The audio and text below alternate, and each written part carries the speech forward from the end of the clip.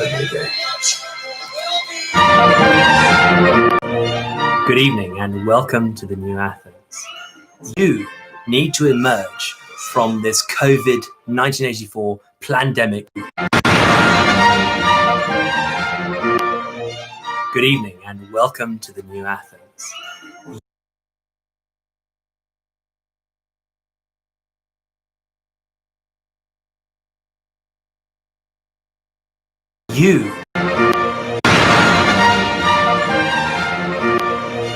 Good evening and welcome to the New Athens. You need to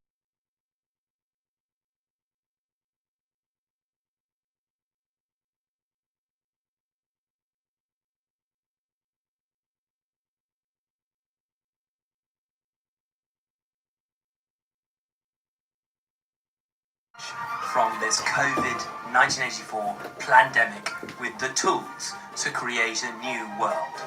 The New Athens, the blockchain think tank, brings you those tools to understand the chaos swirling around us and the forum to debate how a new generation will take control from the GoVidiots currently mismanaging our nation and our world with a breakaway civilization leaving us behind.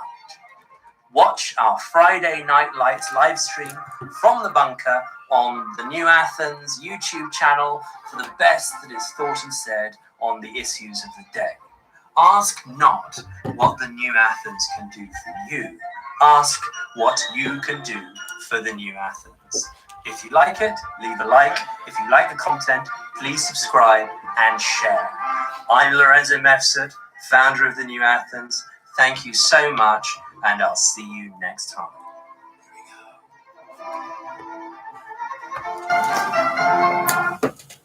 Hello and welcome to the New Athens here in the bunker. We bring you tonight the Great Reset. It seems that globalist forces have taken the coronavirus concept, the lockdown concept, and have now departed from notions of the lockdown policies being purely a reaction to a pandemic. But what we're seeing now is a kind of opening up of the debate as to what this concept of new normal is going to look like, and a great power play being made by an entity called the World Economic Forum under a man called Klaus Schwab. Now, what we've seen in the past few weeks is people on Twitter have been saying, oh, there are like bus stop signs going up at this thing called the Great Reset, and have been very puzzled throughout Britain as to what this is. And it seems that this entity called the World Economic Forum is creating a new initiative to essentially what we see as bringing about the Chinese social credit system in the West, and what we've been talking about on the channel for a while, and what we've been trying to show you some of the predictive programming that's been leading up to this during the lockdown policies. And we have here tonight with us Oliver, our producer, who now there we go. I think there's been a bit of an epiphany for you. Part of our journey here in terms of doing broadcasting and trying to give a different message, a different analysis to the news and what's going on in the world, has been me talking to you and us having a conversation throughout the weeks we've been here, and so I was interested last night that there was a kind of you found a kind of watershed in your understanding of what's going on. Yeah, that's right. So when I first met you, Lorenzo, I thought the things that occurred to me was here's a guy who likes the sound of his own voice. No offense, it's None taken. It's got a great timbre. I thought this guy seems very similar to Alex Jones, who is the guy from InfoWars. Oh no, that's a compliment. Well. And so there we go. That's the hook with which I thought I can harness you as a talent to develop a show with. So I thought, I've got all this hardware and a room to do a TV show. I thought I can do Wayne's World.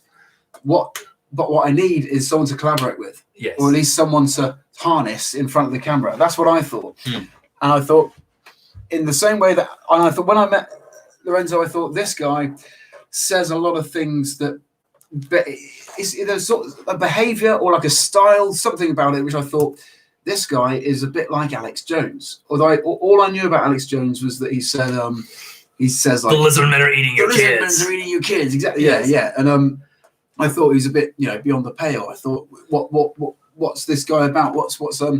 I couldn't understand what Alex Jones was apart from kind of a sideshow, a kind of a circus attraction. Yes. And then I thought, a freak show, yeah, right. And I thought, with your clothes, the image, the presentation, I thought that here's a guy who speaks like Alex Jones, looks like Alex Jones speaks, and I thought, oh right. Anyway, so I approached this. There's a kind of read. There was a read, and I approached it very cynically, and I thought, okay, let's do something. So half of me, my front half, was saying, yeah, come on, it would be really great to do a TV show together. Yes. But behind me, my back half was going, ha ha ha. I'm gonna use this guy's efforts. Yes. I'm gonna use this guy's efforts in what I presume was vanity, but was not 100% correct. I thought I can use this guy's energy to further a project of my own.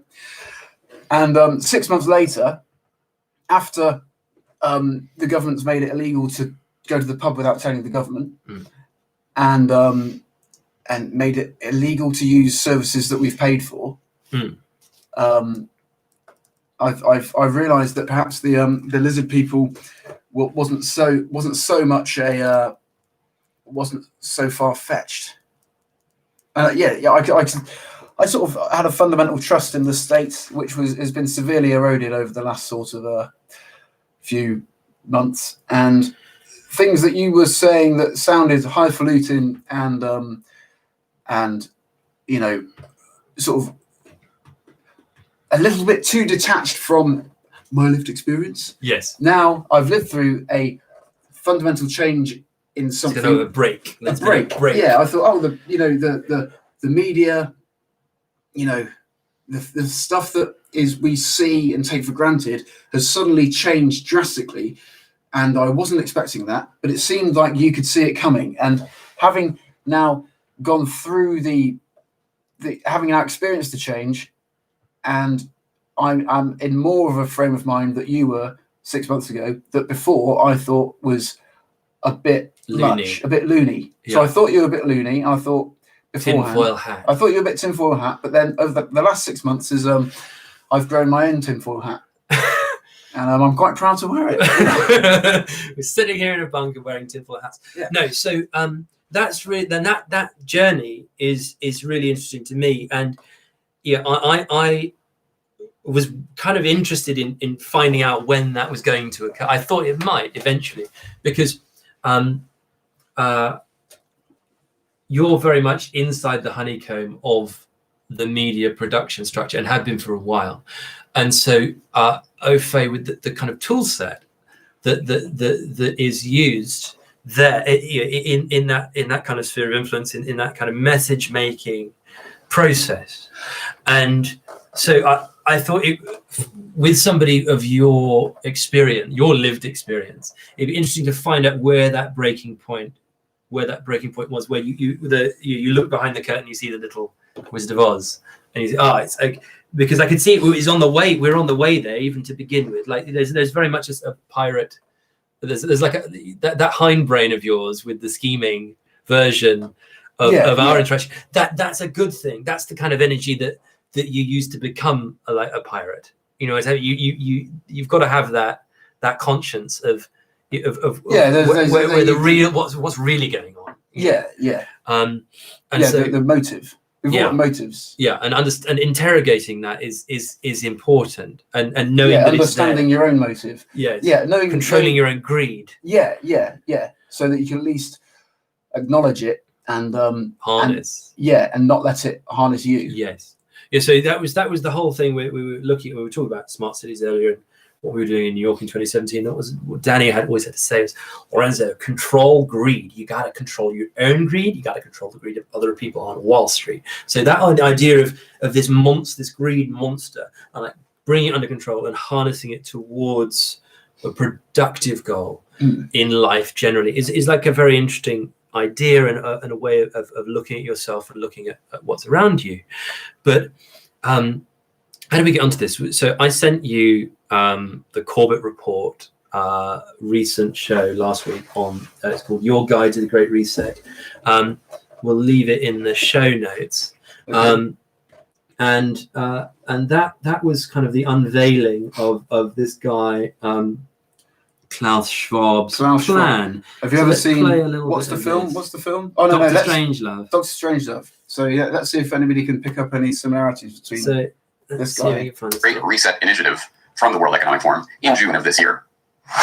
It is obvious that we are in the midst of the most severe crisis the world has experienced since World War II.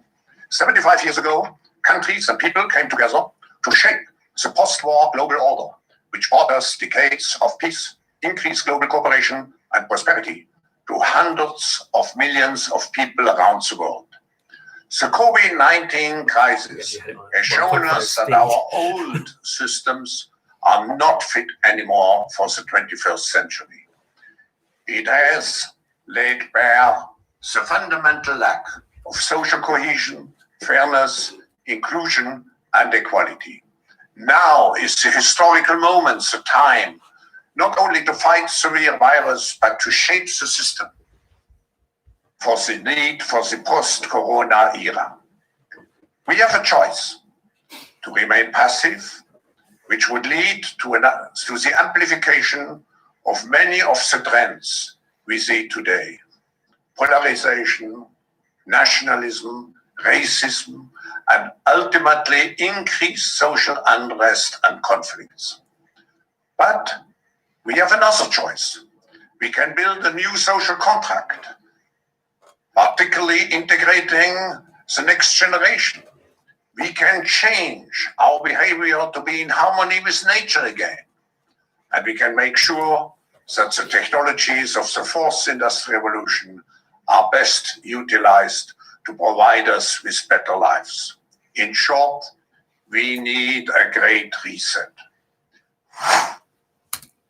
So, what did you get out of that kind of Dr. Strangelove unveiling of this guy is kind of unknown from the public eye, much like Bill Gates? You know, he's not a politician, elected politician, he's not a civil servant. This is a guy who's acting in an NGO capacity, much like Bill Gates and other people we've seen, who've come into the public eye during this period as like be above and beyond national governments, national debates, democracies, and so on. Like we're starting to see this overarching ruling class who's now like showing themselves, like unmasking in Eyes Wide Shut. You know, like these are the people who are behind those Venetian masks. It's Klaus Schwab. Yeah. It's Bill Gates. Yes. What's the film? That's They Live. They Live. Yeah. That's brilliant. Yeah, with the Ray-Bans. Yeah. So that Klaus Schwab fellow. There's two ways that I've been looking at him. The first way I looked at him was you know the language he uses. You know, the Great Reset. You know, that sound when you switch off your computer, it resets. It forgets all the stuff in its RAM and its in its short-term memory, and it resets it. It clears everything away, and you know, if you are halfway through writing a document, that document is lost, and it's like, you know, the Great Reset sounds very much like burn it to the ground. Yeah. It sounds like get rid of it and start again, but you know, get rid of the. You know, but how do you define the baby and how do you define the bathwater? You know, so that was the first thing I thought, and I was very worried about the language. The Great Reset. He talks about social contract, which we'll come on to later, but So the language he was using and perhaps it's his like German delivery, which doesn't help, Yes. Big, because it's a sort of a trope. Post-war, it's a trope for whatever. And so, but then the other side of the coin is at the end of the day, he's essentially just parroting. He's just pushing the PowerPoint presentation that he's got some government money to pay Deloitte to develop for millions and millions of pounds to get his non-government organisation some funding, and then create some graphs and diagrams to frighten ministers into giving them some more money to write a PowerPoint presentation about something that will never actually be implemented. Remember the moonshot document that Boris had?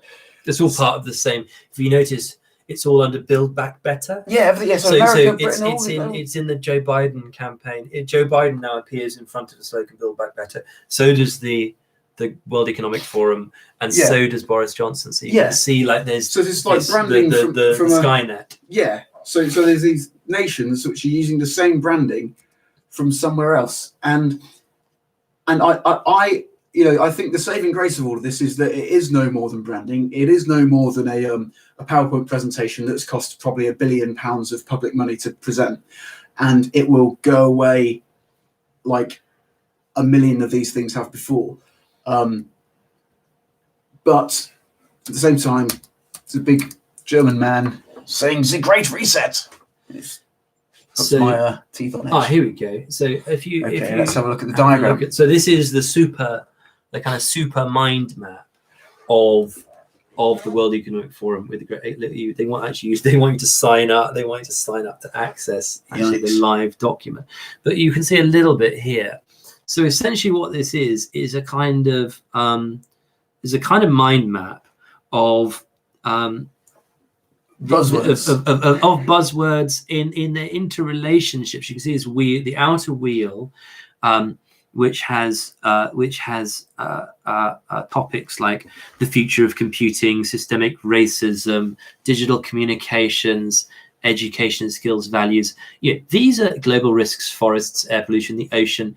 On the one side, and then like 3D printing, batteries, artificial intelligence, global governance, COVID-19 in the sort of 7 o'clock position here. And so if you click on one of these, it then activates a set of here we go. We are making our COVID-19 map available without registration. Blah, blah, blah. So they want you to look at this. That's the one that's the one you're allowed to see inside the honeycomb.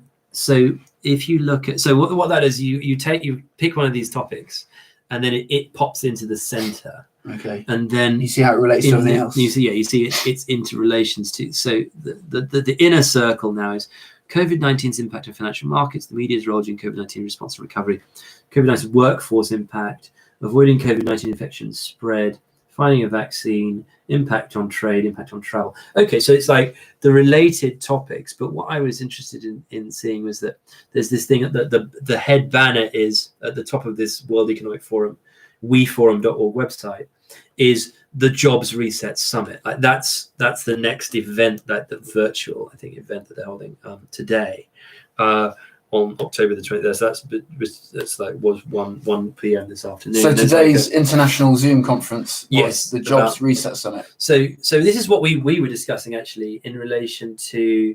Keynesianism. Keynesian. Let's to that camera. Just for the audience, what is Keynesian in 3 sentences? John Maynard Keynes was a democratic socialist economist out of Cambridge who was in control of the British economy after the Second World War, and he was tasked with improving Britain's infrastructure within a social democratic framework. So moving away from pure capitalism, not going full communism, but somehow providing a means for things like the welfare state, the NHS, better comprehensive education, to allow workers in Britain, along with housing policy, to allow workers in Britain which ended up in the kind of council housing, which big blocks of flats and people being very unsatisfied with that, demolishing Victorian terraces with multi-occupancy homes and taking those people out to tower blocks made of concrete, brutalist structures. These were all policies that were supposed under like Keynesianism to help out the workers of Britain after they'd all died in the Second World War. Now, his notion of economic production, the production value in the economy, is something that's animated governments from the Democratic Party in America to New Labour, and one interesting idea is how Keynesianism solves unemployment. So Keynes solves unemployment by saying, okay, you've got unemployment in your country. It's the government's position to solve that. How do we solve it? So we get half of the army of unemployed men and get them to take banknotes and stuff them in milk bottles. And then they go out into the countryside and they bury the milk bottles with the money. And then you get the other half of the army of unemployed men to get shovels, be sent into the country like squirrels looking for acorns buried under the tree, because the squirrels don't know where they're buried. And then you don't tell them where they're buried, and you just get them to dig until they find the money in the milk bottles underground. And then they get to keep the money. And so that is, to Keynes, full employment.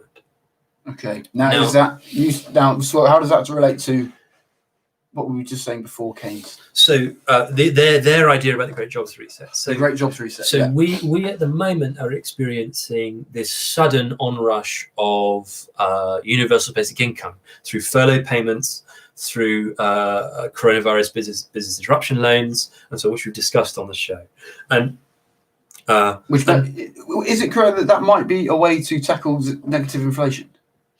Is that not quite correlate? I'm not a finance man. I don't know. Negative interest Sorry, rates. Negative interest rates. Well, let's go into that in a minute, because negative interest rates really speak to the value of future time. And so just to go into that for a second. So an interest rate is based on the idea that holding money, an asset, for a while there's a future time preference there. Like there's a benefit in holding the money for the future. Like you can do things with it. So if I'm a bank, and if you deposit your money in my bank, I pay you interest, right? You're lending the money to me, and so the savings in your ISA and your savings account, when you sit money with me, I give you interest. The reason I give you interest is because I have a benefit from holding your money for a couple of years. So I fix it in an ISA. So you can't take it out. But if you don't, then I'll give you some money over the 2-year period as a thank you, because I'm gaining value, because I can then take your money and go into a casino and use it as chips and spend it and rack up a whole load of debt or a whole load of winnings, whatever. You don't see that. You just see your little bit of interest in your little bit deposit. But I've hedged you into the game. So the idea is that for that 2-year period when you have the ISA, your money's locked away, you need to be paid because you could be doing other things with that money. And I need to pay you because I'm getting a benefit out of it. Negative interest rates, like the negative value of oil, which we saw earlier in the year, essentially is saying minus $30 a barrel. Minus $37 a barrel, which is quite hard to conceptualize because we're not oil dealers. Yeah. And so we don't understand. Because no oil was being used, because no transport was happening. Backing up. And it costs too much to turn the refinery off. So it's like, where do you store this oil? Well, yes. They were paying people to store it for them. Basically. Yes. And so it looks like something that was a commodity value then becomes a burden, because actually if you just let it spew out of the ground, it's going to like gum everything up. And so that's annoying. It's got a lot of cost associated with it itself. We've been talking about costs and hidden costs today. But so, the negative interest rates thing is interesting about the sort of end times, this idea of the fall of Rome, this idea of decadence or coming to the end of a period, because essentially the idea with positive interest is that you're optimistic in some way about the future. You're saying that there's a future time horizon, there's a benefit there, and I think that everything's trending sort of not downwards, and so there's interest to be paid on these transactions or holding assets. But if everything's going downhill, then my holding your money is just going to screw you over when I shutter the banks in the Wall Street crash, and I don't pay your deposit back. And so essentially, it's almost, so negative interest rates.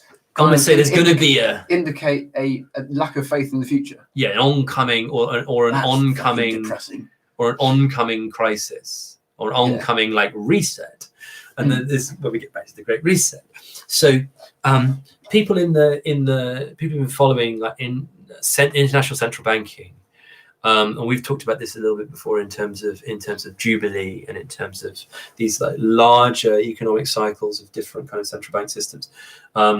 We were talking about our friend Steve and Danny Shine, who've been on the show. So the Jubilee is a concept from the Jewish tradition whereby every 50 years all debts 49, 7 times 7. Oh, is it every 49 Yeah, years? they get numerology stuff. All debts get wiped off. Yes, so the idea there is that, I mean, during the Jewish diaspora, when Jews were in the cities of Gentiles throughout many thousands of years of history, they became the moneylenders because they were trading money and interest. When Christians and Muslims said it was haram, it was sinful to trade interest, and so interest creates debt, and so they're kind of two sides of the same coin. And so the Jewish moneylenders got the consciousness of what debt does to an economy better than the Gentiles did, because they were using this tool of interest because they were allowed to do so. And so they realized that actually too much debt in an economic system over time, if it builds up and builds up and builds up, will eventually gum up the system in the way that the oil spilling out of the well it'll does. have more negative Externalities than the economic the term. benefits it provides. Yeah, so but that's true both of the debtors and of the creditors. That's what they what they realized was quite special was that too much debt is not only a problem if you're in debt, but also if you want to sell debt, or if you want economic activity to occur. Because if people are spending all their money on servicing their debts, they're not buying commodities. They're not doing any other economic activity. And so this Jewish idea is 7 times 7, every 49 years, you have this Jubilee, which is a year of celebration of the kind of celebration of the economy in which you cancel the debts. And that benefits not only the people who have debt, but the people who are lending out debt as well, because it allows a reset. It is a reset. Mm-hmm. And so if we look at the history of the 20th century, we can see that in 1929, that's good. In 1929, there was a Wall Street crash and Great Depression, and then a new Keynesian kind of system, the New Deal. The New Deal. So Keynes and Roosevelt are kind of two sides of the same coin. On that front, they created this new welfare state, this new social contract.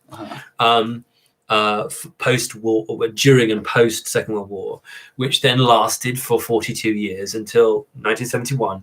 We went off the gold standard, off the Bretton Woods system, and we had the petrodollar come in under Kissinger and Mao, and we've discussed this many times before. That, and then of course that's from 1971 until 2020. That's another 49-year window, and now we're experiencing 49 years. 2020 is the Jubilee year, people. 2020 is the Jubilee year from when we came. The dollar came off the gold standard in 1971. Yes, and so now we have this long cycle, and we saw the first blip in 2008, and the outcome of that was the Great Recession, this credit crisis where print a lot of money. Yeah, they printed money to paper over the cracks, and that's quite a good pun, there, isn't it? Yes. So then the system continued then for another 12 years, and now it's really collapsing properly.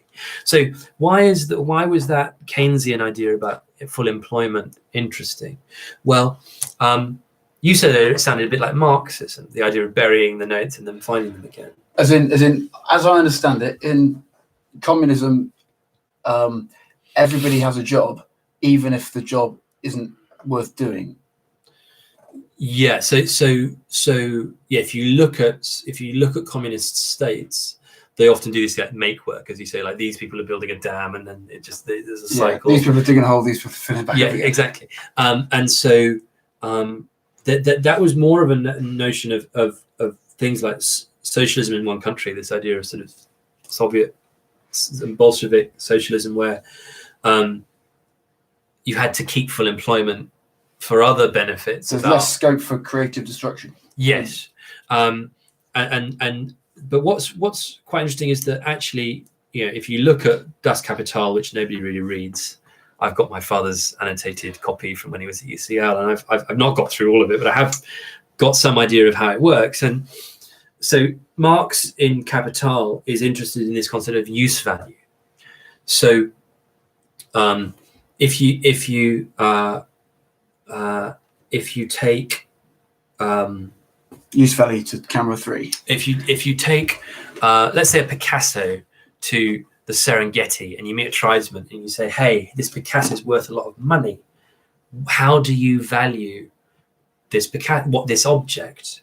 Then he may not have an idea that, in Sotheby's, where there's a supply and demand curve in a market for rare art objects, this is worth $1 million. And so he looks at the canvas and doesn't necessarily get the notion that in the West this is an object that holds great value. It's actually just a very simple object of paint and canvas and board and so on. And you might not buy into that supply and demand system. You might not understand it you might not understand its value in a context you're not familiar with. Yes, and so he might then also, because Picasso is very interested in African art and influenced by masks and so on, might get some of the aesthetic value of the Picasso based on a real momentary, like in the moment, looking at it and say, oh, that is actually a good expression of something. Yeah. Or might have a look at all the Westerners and see how much they value this object, and say, okay, well, this I can trade for something I do want, so it could be worth a great deal. So that's looking at an art object in the eyes of a hunter-gatherer. That's maybe an interesting kind of limit case. But this idea of use value is, well, where's the human value? Okay, we have a supply-demand curve, and let's say you have 5 companies making TVs, and the capitalist idea is that, well, if you have 5 companies making TVs, they want to grab the market, so they're going to innovate in TV making. You're going to have 4 TVs eventually that end up in the landfill, and maybe one that's the best or whatever. But maybe there's some kind of matching of market supply to market demand. You find a price, and the result of that is competition or innovation or whatever. So Marxian idea is, well, where's the real human value in making 5 TVs for one to be used? Or where's the real human value in PR? Or where's the real human value in like human resources management? Or where's the human value in having a country like the consumerist Britain, where the major industries are things like selling coffee to other people in Britain, or selling Chinese-made clothes in H&M to other people in Britain? And so we had this idea of a consumerist society, which kind of emerged, this neoliberal idea emerged from Keynesianism, where essentially what Keynes says is, if I sell you something and you sell it on to the next guy, then we've had 4 transactions. So I've made a transaction, you've made 2 transactions, and he's made 1.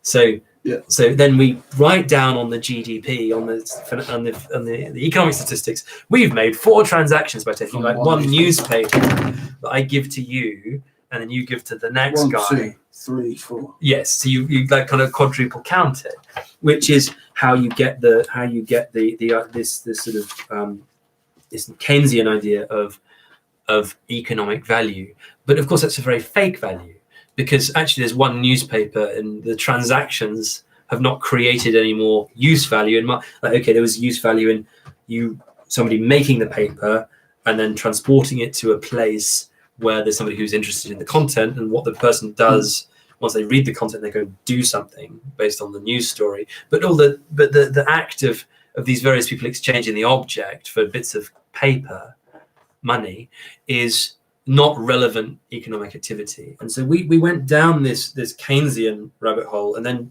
further down the neoliberal rabbit hole in this central banking post 1971 system, where so we've got the Keynesian system from kind of 1929 to 1971, and then we've got this neoliberal system between 1971 and 2020 on this next economic era. And so now we've gone even further down this idea of fake economic activity that's good for the statistics. Servicing each other's services. Yes, like meta services, and then then you have a pollster who calls people and asks them what they think it's and these like industries that get set up stacking on top of one another. We have like there's like tertiary industry, service industry, and there's like quaternary industry, which is like accounting services, which sit on top of another service, or banking services. Yeah, when you get accountancy and regulation in the same building, that is a problem. Oh yeah, or like when I speak to the FCA, the financial regulator, and I ask them who's their ombudsman, and they say, well, it's the General and Health Services Ombudsman. And I say, okay, and so how do I contact them? They say, well, you can't contact them until you've gone through us. I say, okay, but once I've gone through you, how do I contact them? And they say, oh, well, you write to this address, and they give me a .gov at gov.uk email address. And so that the regulator of the regulator, which exists, the ombudsman of the regulator, is also a government entity. So it's one hand, looking at that. Yeah, it's not like internal. Church and state or state and judiciary. It's just state. It's just a stacks of self qualifying kind of slightly masturbatory paper pushers, and so and that's all on the economic balance sheet. Servicing each other. Yeah. Servicing each other. So we've gone down this rabbit hole. You put it very well that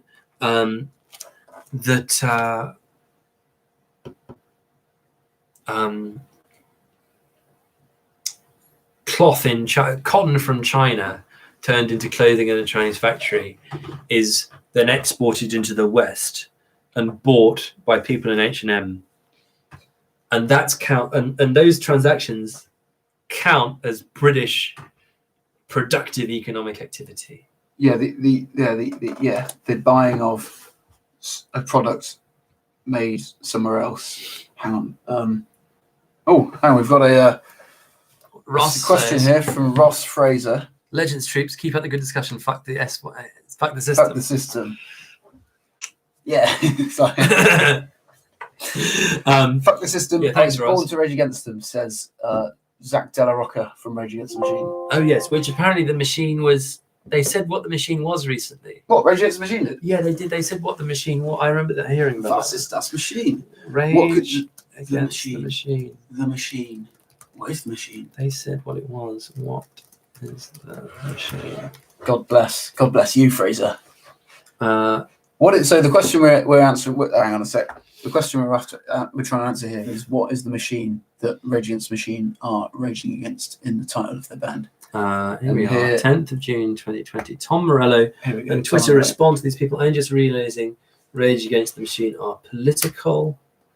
Tom Morello and numerous Twitter users have been making light of those people who have recently taken issue with the Rage Against the Machine after only just discovering that they are a political band.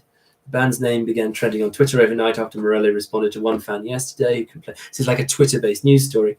These are becoming quite common. The reductivism of Twitter. Yeah, like they just have 5 people coming onto Twitter, and that's like a news story for a website or for a. That's like the ultimate servicing services, yes, isn't it? Yes, it's like because that's what the whole of media has basically. become in the West. The whole of media has become referencing Twitter rather than what's going on in the world. The world has become Twitter, which is why the BBC have gone tits up, because they so the reason why the BBC are going down in people's opinions is because instead of just being the BBC, which are funded by essentially the state by a poll tax, it's fine. Have a poll tax funded media thing, and let it be independent, or at least force it to be independent. Whereas what happened is the BBC started chasing ratings. It started chasing fashionable things. Because of social media is so measurable, it just becomes a reacting to whatever's on social media. And then you get like the total reductivism of news. You get total polarization. You get it manifesting itself currently as the culture wars, and you just get reductive nothing. And rather than having the confidence of your own premise, which is we don't need to chase ratings because we've got money, we get funded anyway, so there's no need to chase the dollar, so we can just be totally objective. Or have a sense of quality. Sense of high quality defined by the definition of quality, rather than the definition of doing whatever's got the most likes on Twitter. Jacob Bronowski doing The Ascent of Man, or Kenneth Clark doing Civilization, or David Attenborough doing Life on Earth, which you saw, in the sort of 70s, 80s BBC, but they were really focused on quality and producing something that deserves to be watched. Well, yeah, and the news. The news, it's inform. like our correspondent in this part of the world saw this today. Right. Well, that's something that happened, rather than someone in the street, rather than Perez Hilton wrote this on a gossip column, which is essentially on Twitter. Yeah. And then such and such saw this in the street, and it's like, and then wrote it on Twitter. It's there's always that, and then wrote it on. Yeah, but that's the qualifier. It doesn't matter. Yeah. It doesn't matter what it was. If it was written on Twitter, it's important, which is not true. Do you know what I mean? Fucking hell. So helicopter money. Helicopter money.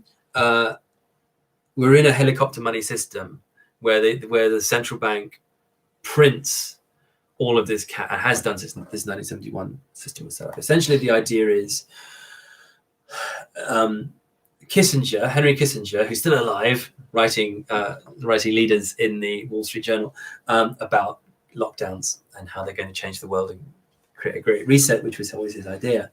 Henry Kissinger in 1971 went to China as the head of the American government with the then President Nixon. It was meant to be a meeting between Nixon and Mao, the American president, and the Chinese premier, but actually it was a meeting between Mao and Henry Kissinger.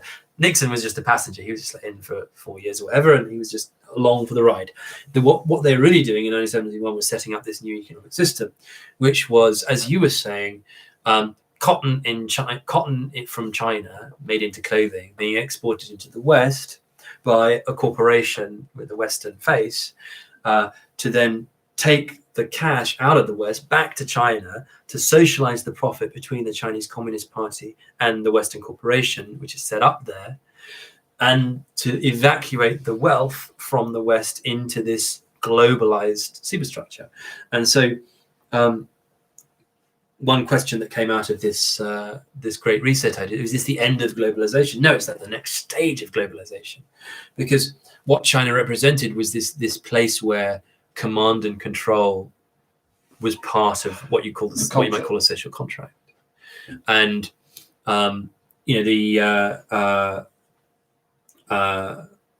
were they called? The Lai Beijing.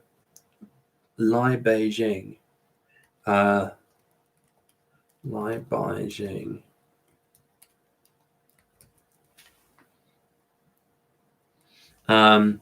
Lao Beijing. Do you want to look at this, or do you look at the history? Lao Beijing. Is this a place? A person? Old 100 names. So I heard this recently on Latin. Is the old 100 names, which is like the deplorables, like the Brexiteers of China. So this is like the old style, what people call proletariat of China. Mm-hmm. The old 100 names is like the 100 common surnames from like the ancient Chinese Han people before the Chinese communist system came and sound. So this is separating the Chinese Communist Party from the people of China. Right. And saying that these are people who used to live in kind of pagodas and rice paddies and Confucianism and Taoism, and these are like the old culture of China. And then you have the kind of the Communist Party of China. So they reset all of that. They reset exactly in 1949. This is 1949 reset. Right. Okay. When Mao got rid of the Chinese Republic and created the People's Republic of China, Chinese Republic went off to Taiwan, which is why they really want Taiwan back. Mm-hmm. So that was very actually there's massive oppression in China. We don't really see it in the West, because we've now got this narrative of China versus America, China versus the West. It's the kind of power struggle of great powers, which we discussed in our geopolitics video. But actually, if you then drill down further, you get this kind of workers of the world unite idea of, well, there's loads of people there's 1.5 billion people in China, and they're not profiting from the Chinese Communist Party system in the same way that you see the Brexit, you see the Trump movement in Britain and America. These are people who haven't been benefiting from the globalized neoliberal 1971 to 2020 banking system, and this is why you're getting these social uprisings of, no, we're gonna reject the inevitability of Hillary Clinton, the inevitability of the European Union becoming a state, ever greater union, more integrated state, super state. And so what we're next to see is what, may I ask, who's Britain's comparison to Biden? And well, ain't that a subject? Yeah. So, I mean, you can kind of say that Boris Johnson is like, well, no, Boris Johnson is kind of like a schizophrenic. You know, there's one side of Boris Johnson which is very pro-Brexit, as Dominic Cummings is creating a new tech infrastructure reality and getting the North on board with the Brexit concept to create industry back in Britain. And there's another half of Boris Johnson which is kind of in the London mayor side of Boris Johnson. It's kind of inside the globalist machine of conferences and virtue signaling. He just seems someone who's in it for himself and nothing more than that. Fair enough. Being stuff for yourself, that's fine. And I'm not sure. I think there's Boris Johnson wants to be the great builder. He wants to be Augustus. Heracles. Yeah. And he doesn't want to be Winston Churchill, who's a fixer. He wants to be the great builder to make aqueducts and colosseums and fantastic stuff. And he needs and get the adoration of people, which is a kind of a greed, control of greed idea. So Dominic Cummings is then controlling his greed and saying, well, you want to be the great builder, I'll tell you what to build. And it looks like the Smart Cities program for the north of England or whatever. And so but there's a side of Boris Johnson where you can see the Biden concept. Richard Bodler says, who is this guy? This guy or Lorenzo. I'm Lorenzo. And he is mustache and a suit. Yes, and talks about this kind of stuff, and has convinced me, or at least it's convinced me that I've convinced myself that that's no mean feat. And I know it's probably hey, how are you? Hey, Richard, how are you? Richard Bowdler is a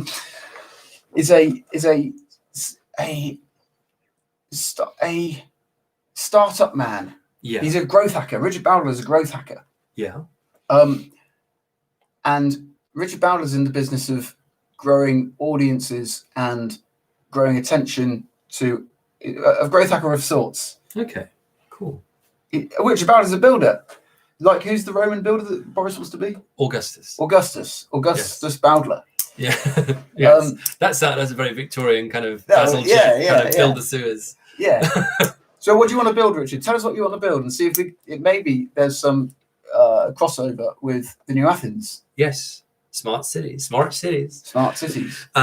bitcoins. Yes. Well, so sorry, where were we? Empires. Oh, good. You're in the empire building business. Yes, okay. Exactly. So, our friend Ross asked us who's the Biden. Empires of business. Yes. Sorry, Carol. Yeah. Growth hacking and who's the Biden?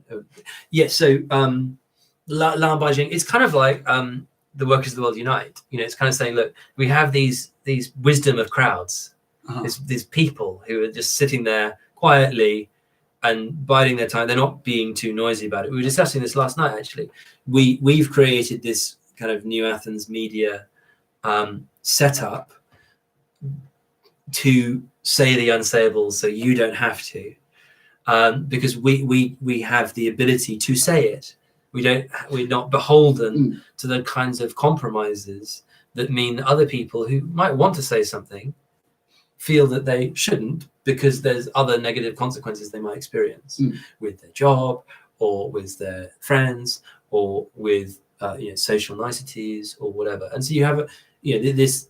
There's always this question of whose is the silent majority, which party in in not necessarily electoral politics, but where is the silent majority in a place? What are the people who don't want to spend their life talking about politics? Did we really want to go to that rubbish nightclub, or did we actually want to stay in the pub? Oh, it's just because the person with the loudest voice made it that nobody said no, when actually the drinks are more expensive in the other place, and we'd rather have stayed here in this warm pub.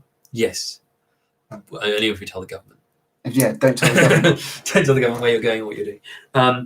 If you're in anywhere trying to make you scan a QR code or download an app, firstly say I don't have the NHS Track and Trace app. Secondly, go onto the App Store or the iTunes Store and block and report the NHS Track and Trace. You can actually say it's spam, or you can say it's harassment, or you can say it's. I've been recommending people do this. Okay. Go on the App Store and say this, because it'll advertising these NHS Track and Trace apps on non-consensually on the front page of the App Store, and kind of bring the ads out, and so you can report the ads and say that this is non-consensual.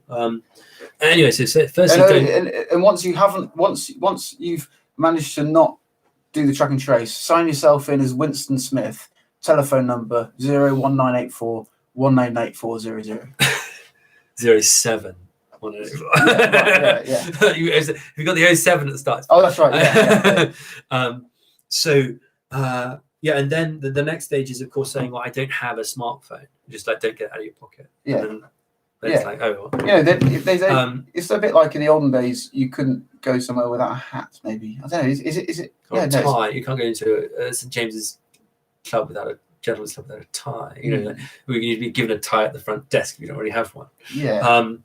I don't like it's becoming a passport. So you see the smartphone is becoming a passport. It's becoming a passport, and then which is the same as ID cards. And Tony Blair was going to get passports through ID cards, because it's just fucking not on ID cards. So this is one of the things where this is part of that watershed about blockchain, for instance.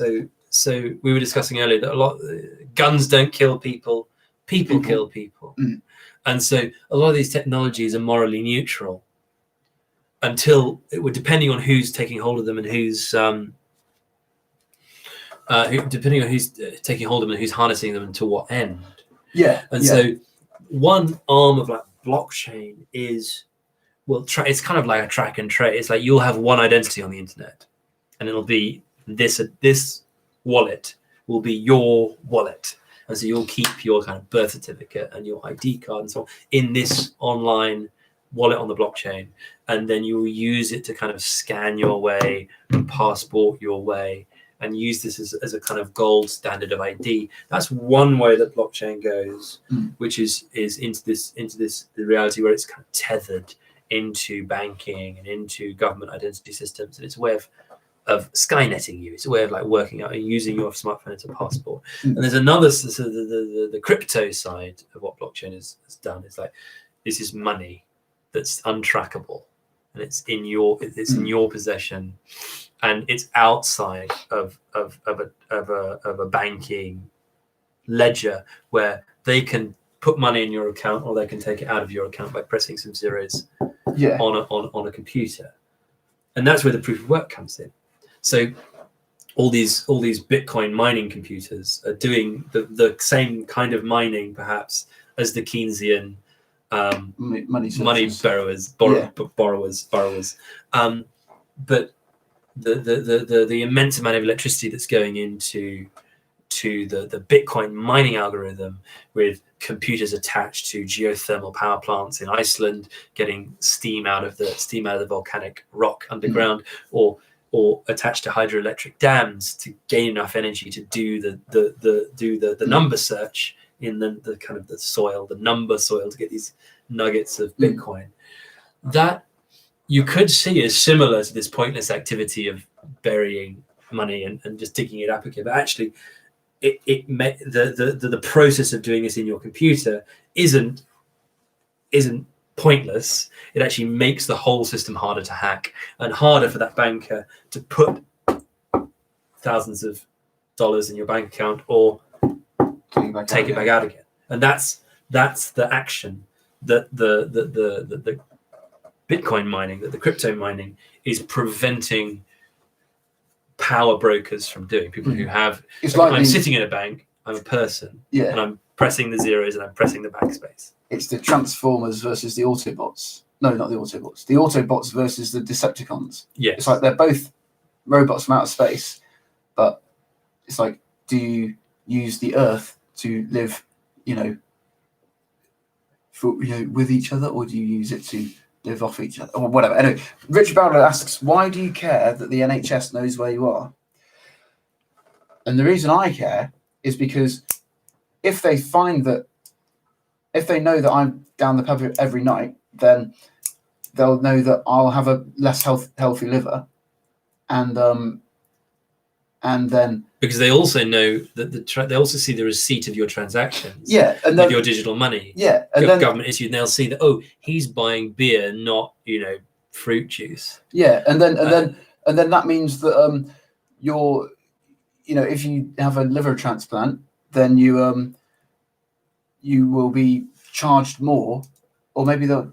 I don't know. I don't. Further down the list. Yeah, it's like I don't like the idea of the state knowing what I'm doing.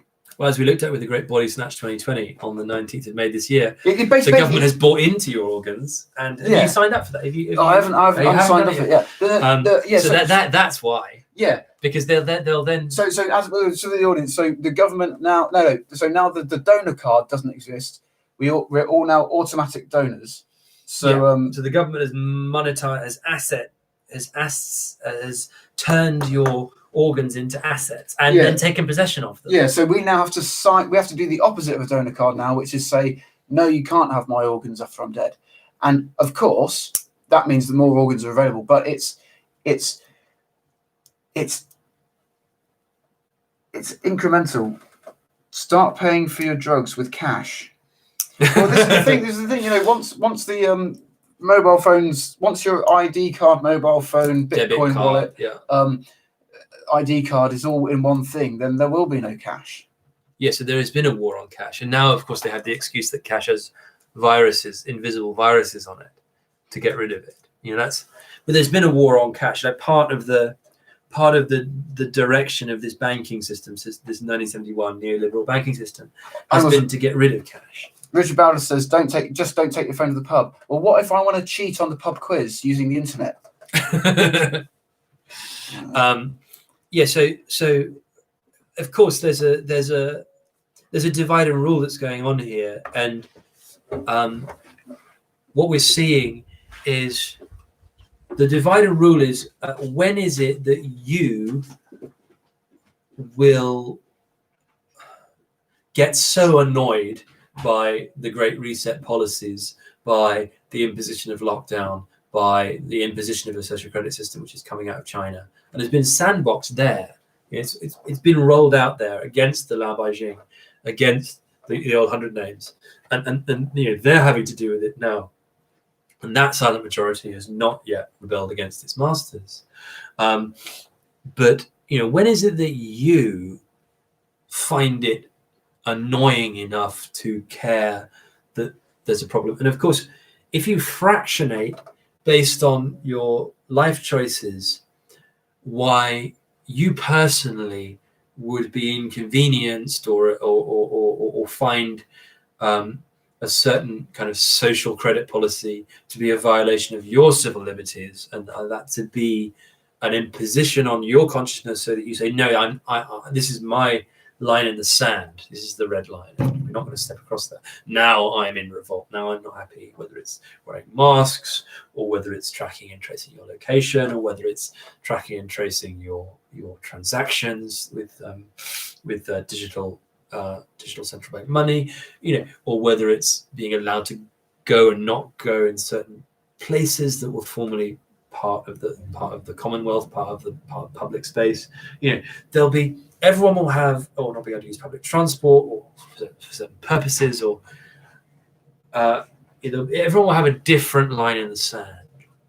And where was your line in the sand? So this this track and trace is the first step to rolling out the Chinese social credit system, and the watershed for each of us is different, and that's the divide and rule. Because somebody will be angry at enforced mask wearing. Some people will be angry at track and trace. Some people will be angry at medical passporting and digital vaccines. Some people will be angry about not being able to use public transport, or not being able to go in certain places without passporting yourself, or being detained at borders. Everybody will have their own point at which they become in rebellion. They're not willing to stomach it any longer. They see this as a violation. Their consciousness of where their civil liberties are, what their kind of sphere of influence is that they don't want violated, their sense of personal space. Yeah. And because we all have different sensibilities of where that personal space is, we spend a lot of our time saying, "Oh, are you really angry at that? Like, are you can't you just wear a mask, like just knuckle under it or whatever?" And you get this internal fractionation of everybody at their different stages of being annoyed, and that's the means of steamrolling everybody because there's no solidarity. Yeah. So, because something, I think one of the ways the Nazis, one of the psychological tricks the Nazis pulled was to get people to operate the concentration camps was, look, I know nobody wants to do this horrible job. It's fucking awful, but we need volunteers. Because if you don't do it, someone else is going to have to do it. Well, and it needs to be done. And then you get people to volunteer, and then they feel like it's fucking awful. They don't want to do it. It's fucking awful. But at least somebody else doesn't have to do it because I'm doing it. Yeah, that's the psychological trick. Oh, that's what George Soros actually said. So George Soros was going around as like a 14-year-old boy with the Nazis, saying that these are where the Jews are hiding. These are where they've hidden their assets. And so he was taking his own community in Hungary, and he was going around fingering He was Jojo Rabbit. Yeah, he said that's the best time of my life. It was an interview about 10 years ago. You can find it on YouTube. It's amazing. George Soros said the best time in his life he had was when he was a 14-year-old boy, sending his own Jewish community in Hungary into the concentration camps by saying, "Well, that's where they're hiding. That's where they're hiding their assets," and going around with the SS and Gestapo as the boy with his thumb in the dike. And he runs the world along with Klaus Schwab and Bill Gates now.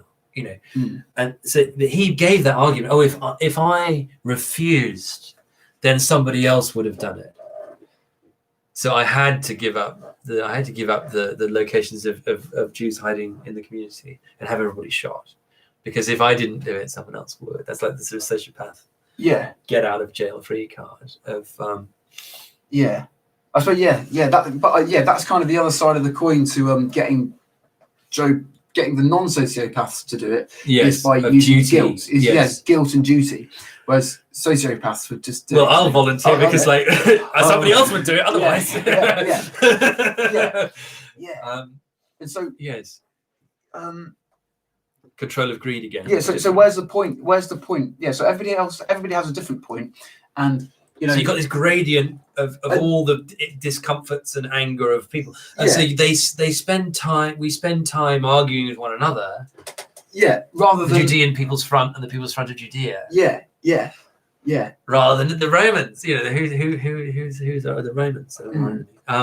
And so that's very, very powerful, because you get people who otherwise, who in 10 days they'll be annoyed too, but for now they're spending their time saying, "Oh, why don't you wear a mask?" Yeah. Well, I was talking to an Uber driver yesterday, and he said, he said, "Could you put a mask on, please?" And I said, I'm exempt. And he said, "Oh, okay." And then we drove for about 5 minutes, and he was wearing a mask. And I said, Are you wearing a mask because you have to?" And he said, Yeah, I'm wearing it because if we don't wear a mask, then if I can get a fine because I'm a taxi driver, if I get pulled over, if a police car pulls me over because I look like a taxi driver driving a Prius, then, and they find out I'm a taxi driver not wearing a mask, I'll get a fine. I was like, "Oh, right, okay. So are you doing it because you'll get a fine?" It's like, "Yeah, the reason I'm wearing this mask is because I'll get a fine otherwise. And I was like, okay, so you don't have the option to say you're exempt. You either drive a taxi with a mask, or you go on lower paid furlough. Yeah. So you don't, because it's 0 hours contract. Right. Yeah. Exactly. Yeah. So yeah. you don't get furlough. Right. Because it's actually so they're holding Uber is meant to be like Airbnb. It's all couch surfing. It's just Right. matching service Yeah. between a private driver and a private citizen, and they're just the intermediary matching. It's the system. perfect They're not- petri that's dish for the fucking problem, isn't it? Yeah, so that was the whole thing about Uber drivers versus Uber versus taxis and so on, because they're saying, okay, we're not employing the Prius driving Uber drivers, we're just opening them up to a new marketplace of potential ride sharing friends, like paying friends who in a social network. So that's how Uber got around this idea of employing anyone. Yeah, but basically, so he was like, no, the only reason I'm wearing a mask is because I'll lose my job if I don't, I'm glad to know that you're exempt, and I've done my duty to ask you, even though I don't want to wear a mask. And then we talked about coronavirus and how, like, the average age of death for a coronavirus person is 82, when the average age of death for a person is 81.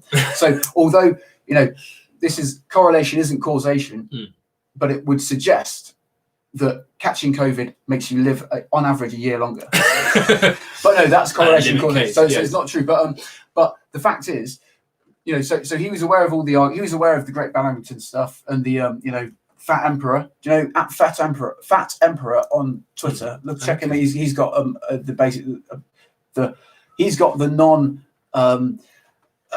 Great Reset narrative. Yes.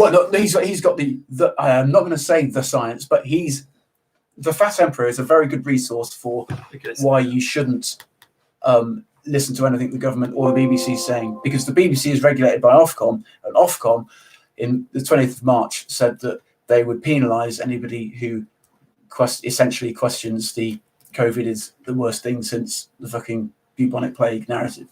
Yes. Which is why you don't hear anything apart from Julia Hartley-Brewer on talk radio saying that questioning it. Sorry, where were we? Uber. Yeah. So the Uber driver. Say the unsayable, so you don't have to. There we go. Tune in next time. Yes. And just say tune in. Yesterday, taxi drive with an Uber driver who was only he was literally following. Yeah, just everyone's paying lip service, and when it becomes lip service, it becomes dangerous because it's not being done for a reason other than fear. Well, yeah, like as we were looking at your video of the confrontation in the Overground the other week. Oh yeah, with the police and the young lads that knew the thoughts of the other people in the carriage and co-opted his understanding of what they were thinking by not speaking up. That they were agreeing with him, but what we're saying is it's quite clear that a lot of people are not saying anything because they don't agree, but they don't want the negative externalities of putting their head above the parapet. If your job is precarious, or if your papers aren't right, then you don't want to be the subject of investigation. Daniel asks, are there any legitimate news sources you could recommend? All Infowars.com. right. Well, the answer is, Daniel, no, there aren't really any define a legitimate news source. Is if it's regulated by Ofcom, that's kind of the traditional definition of a legitimate news source. But Ofcom has said, and you can look at. Let's find the link for Ofcom. Look at Simon Dolan. Simon Dolan's taking the government to court over coronavirus. And look up Simon Dolan Ofcom, because that's the link. Here we go. No broadcaster, says Simon Dolan. Yeah, so here we go. Okay, Daniel, here's the legitimate news source for the Ofcom thing. Okay, so Simon Dolan on Twitter.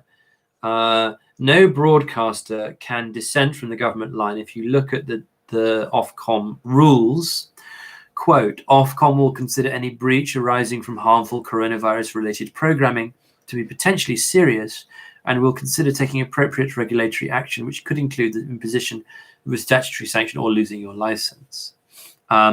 So what this is saying is that if you don't toe the party line on what you say about lockdown policies, you could be fined or lose your license as a broadcaster. Here's the Times. Oh, it's behind it. So it's Daniel Gripson, not Daniel James. Good, nice one, Greg. Good to see you. A businessman leading fight against movement gives his supporters something to live for. Simon Dolan, aviation accountancy tycoon who is said to be worth £200 million, has launched an appeal after being denied permission to seek a judicial review over the regulations imposed in March. He expects to find out next week if he can appeal, and if he's successful, will. That was in June. That was in May. June. So Simon Dolan's last week. Simon Dolan took the government to court over I can't know the exact thing, but basically this is weird, over the bullshit. Why is it not really? Some results may have been removed under data protection law in Europe. Was it Simon Dolan? Ofcom. So Simon Dolan last week took the government to court over lockdowns, saying they're illegal. I think. Anyway, the judge said that well, this isn't what the BBC has been saying. That's not what the news has been saying. So I don't believe you. And so if Ofcom are regulating the BBC and saying the BBC can't say anything other than COVID is much more serious than it is, then.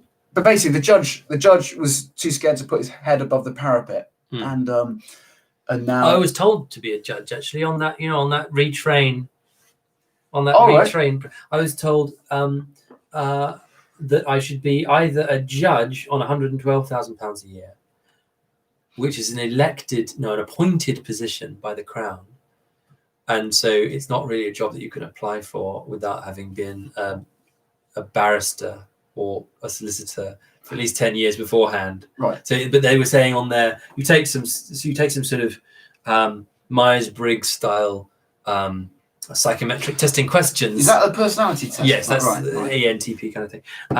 So you take some Myers-Briggs personality test questions, which essentially are you an introvert or an extrovert?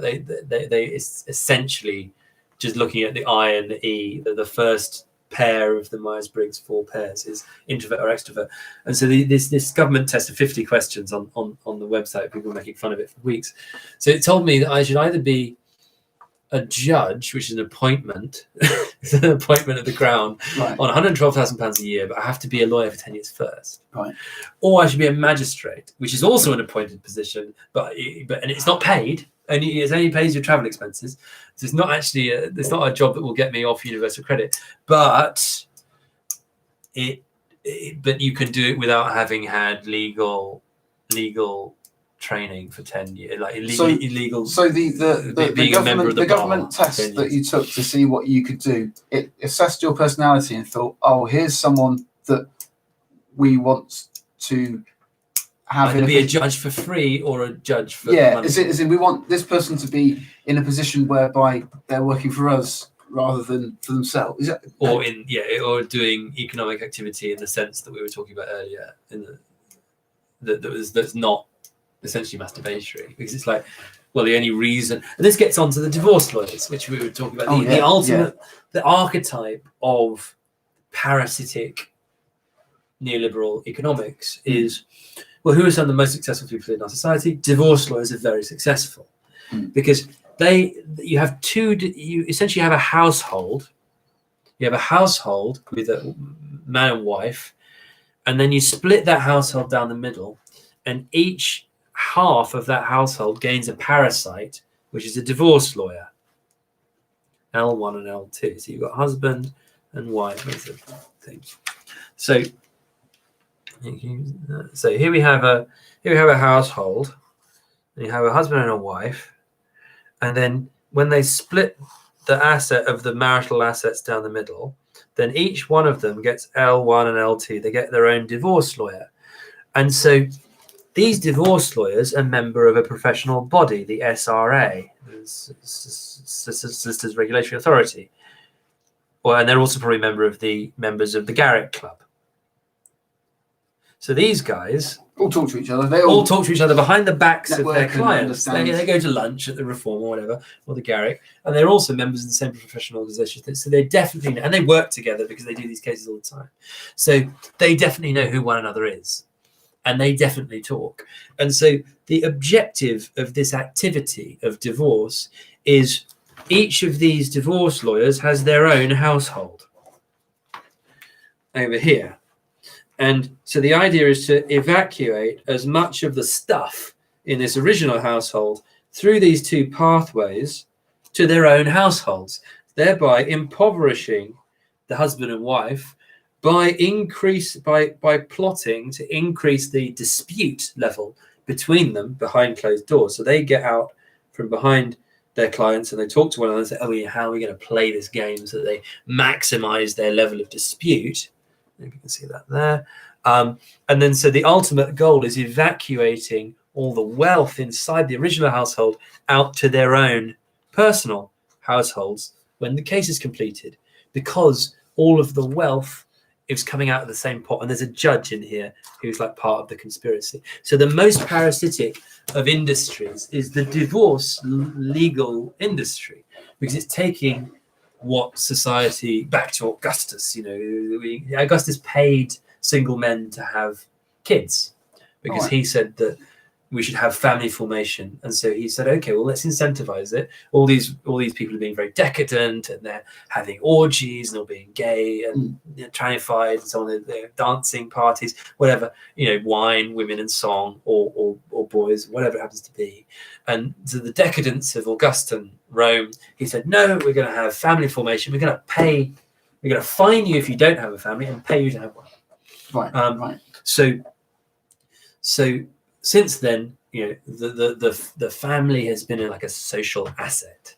It's been something that society has smiled as. They give like more tax benefits to husbands and wives about inheritance tax and things. And so now we're in a position where we can see this industry is taking one whole thing and parasitizing out of it and taking it and creating two other things, which are the households of the divorce lawyers, the two divorce lawyers. They've got their own households. They're very nice. They've got yachts and houses in the country and things.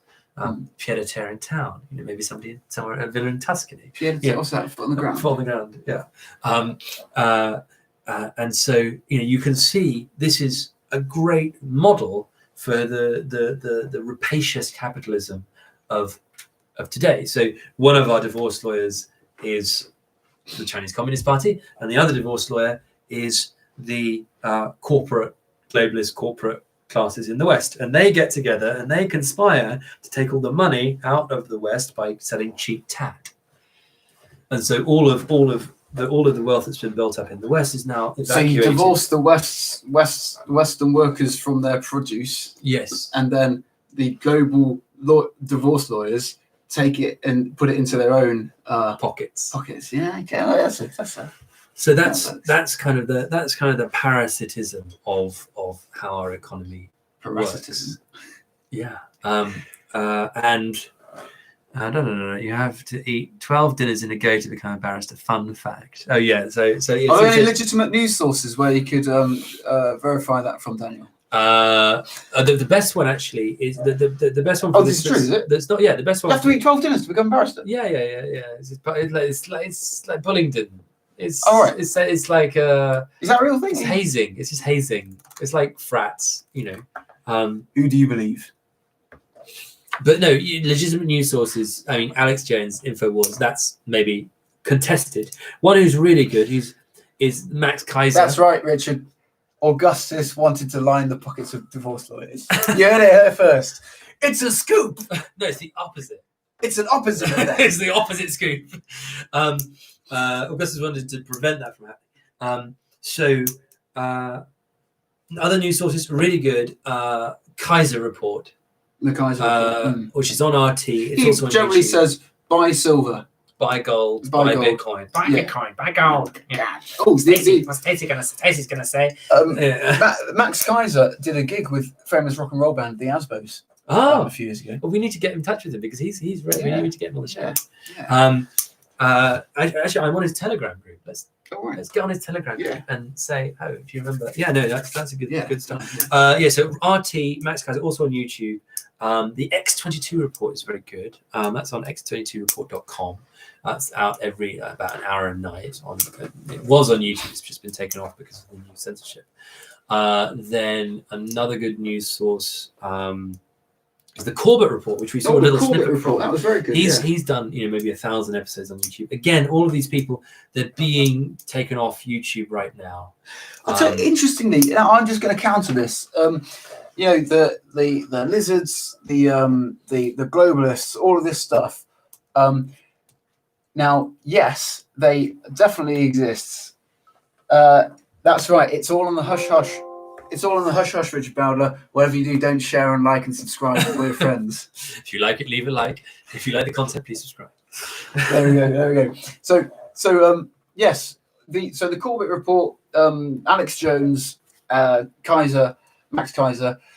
Now, Spiked magazine. Spiked. Oh, it's Spiked. Used to be, yeah. It used to be the Revolutionary Communist paper. Yes. Party's paper. In fact, we need to get in touch with Brendan. I'll get him on the show. He was wanted to come on the show.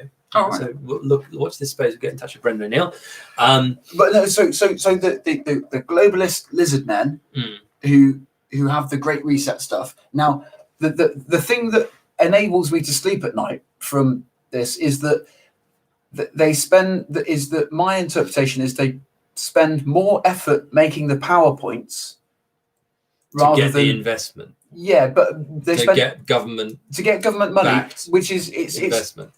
They spend more money. They spend all their energy thinking about it rather than doing it. Which, do you know what I mean? Which is, what's the parable or whatever the story is like? Two groups were said right. You need to build a bridge or something, and the first group A, the teacher says, you do whatever you want. You have to just whatever. As soon as you think about it, make it, and then go on. But you guys, you theorize it, you think about it before you build it. And after the end of the day, the people who'd built 100 of them had made a really good one, but the people theorizing it hadn't even started building the first version, which was yes. And so it's to iterate rather than right.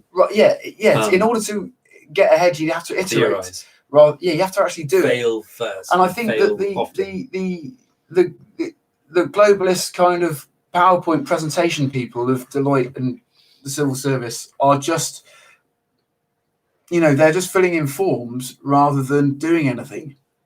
I mean, so they're too interested in getting the initial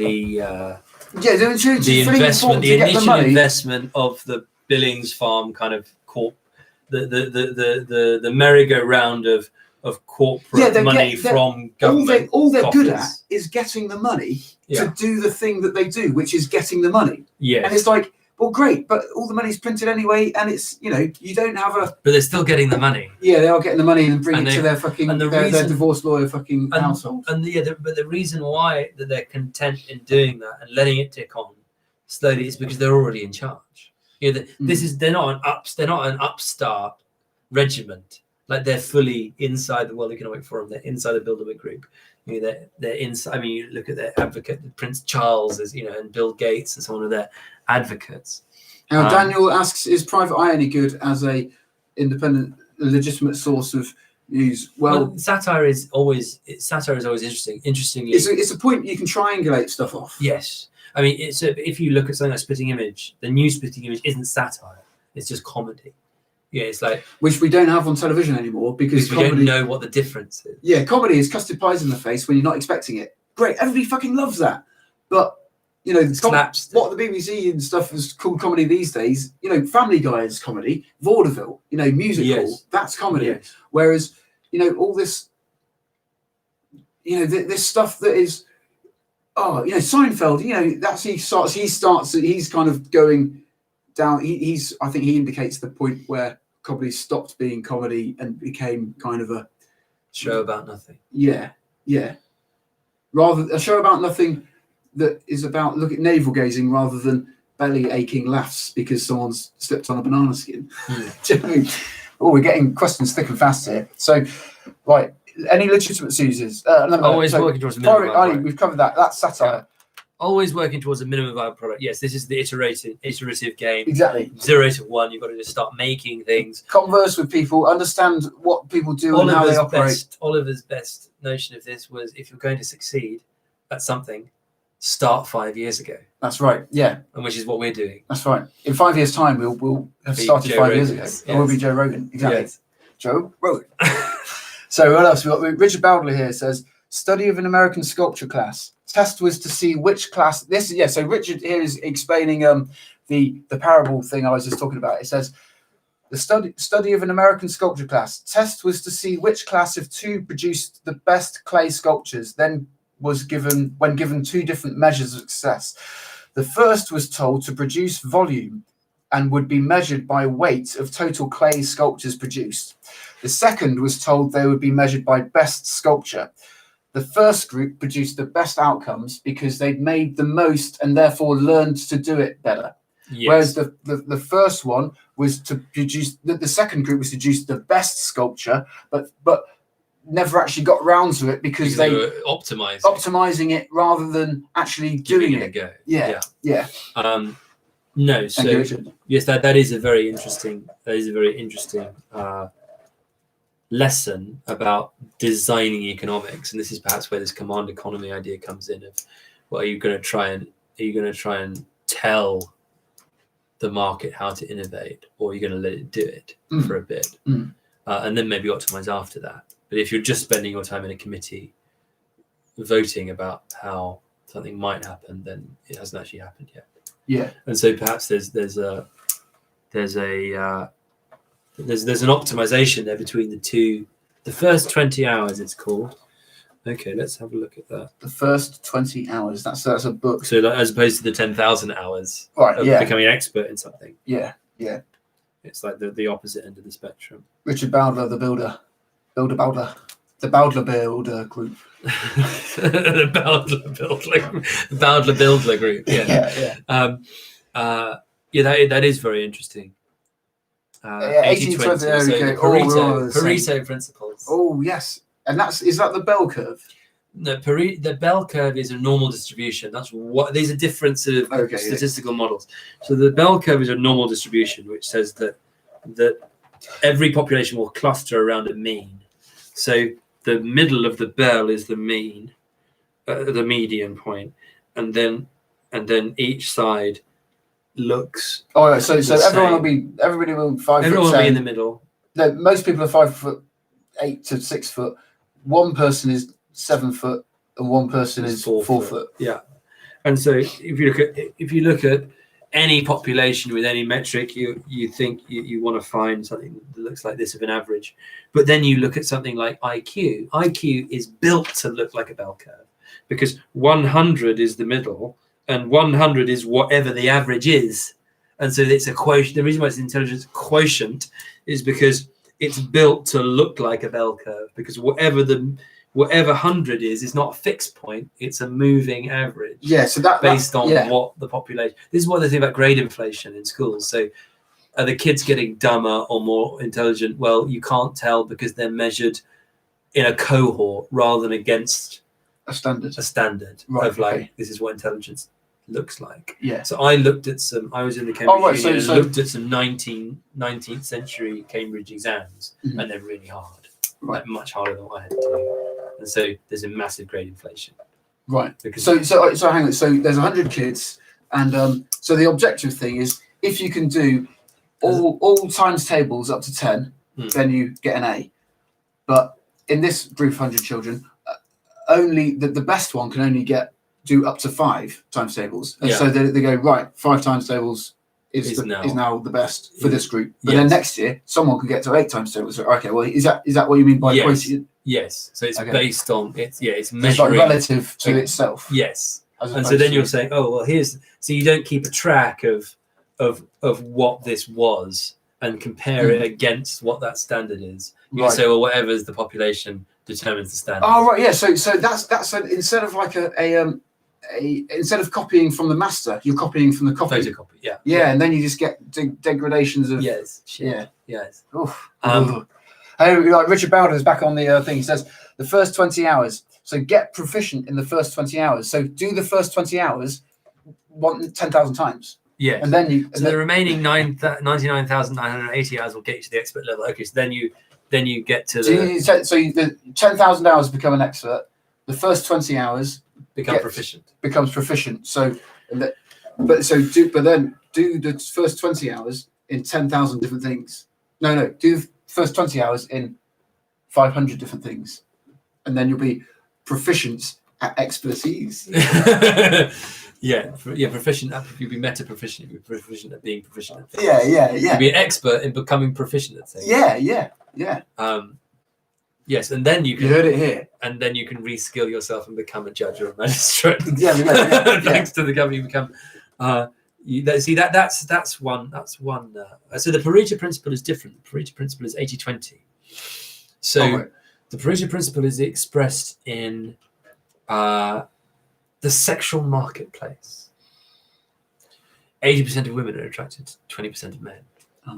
So if you think about the kind of guys that a lot of women find attractive, the George Clooney's and Leo DiCaprio's and Oliver Nelkins of this world, there are very few of them, and they're at the peak, they're at the pinnacle.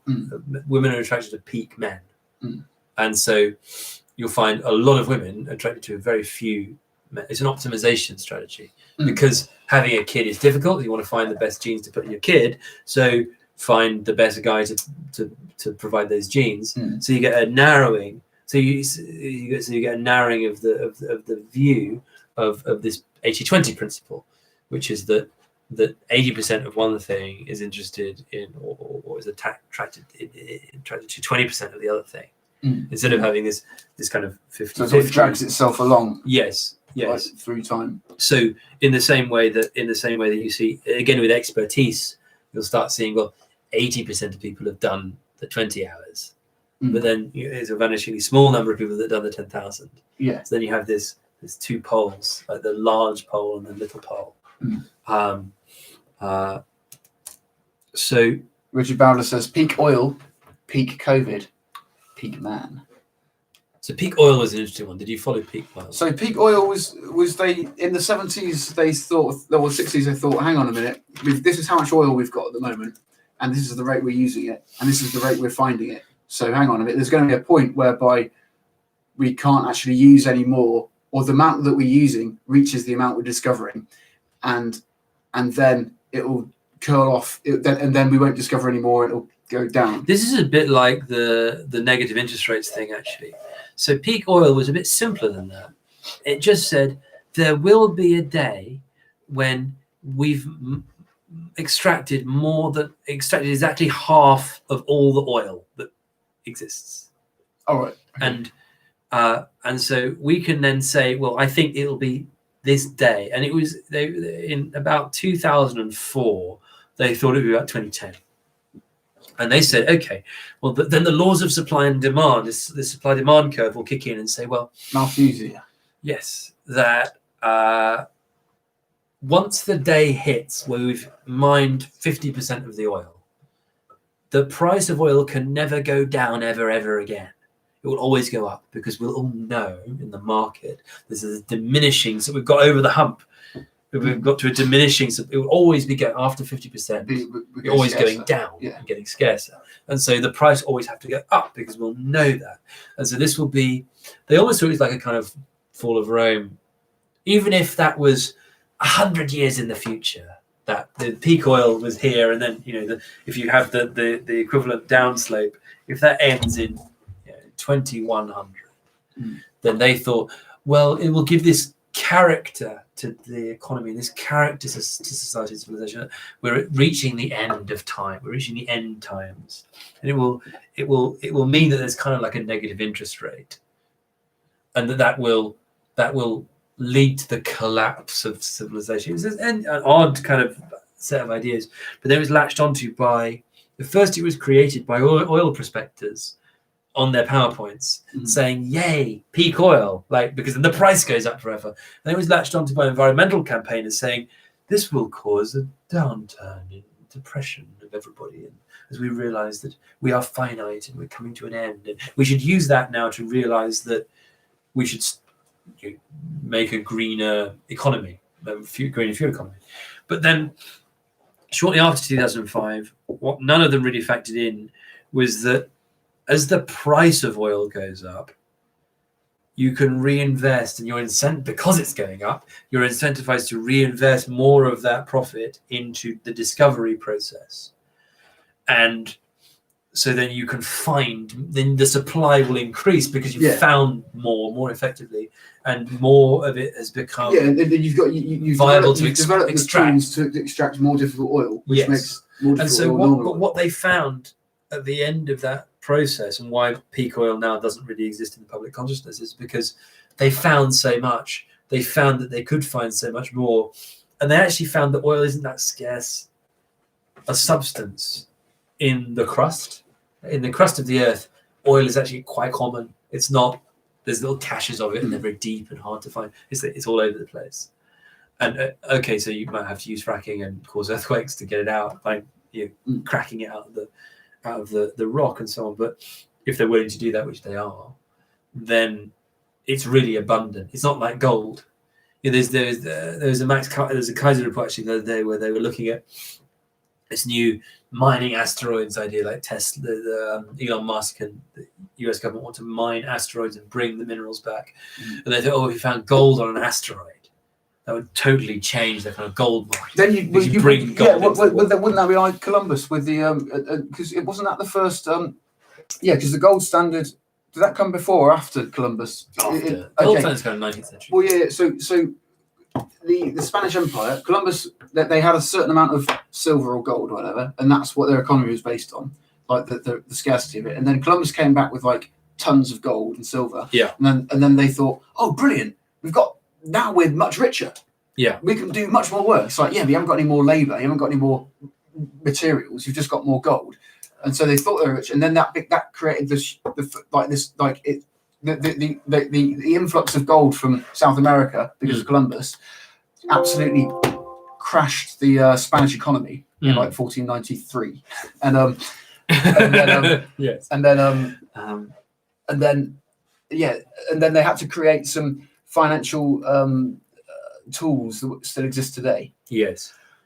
So there was one of these bubbles. But this is very interesting.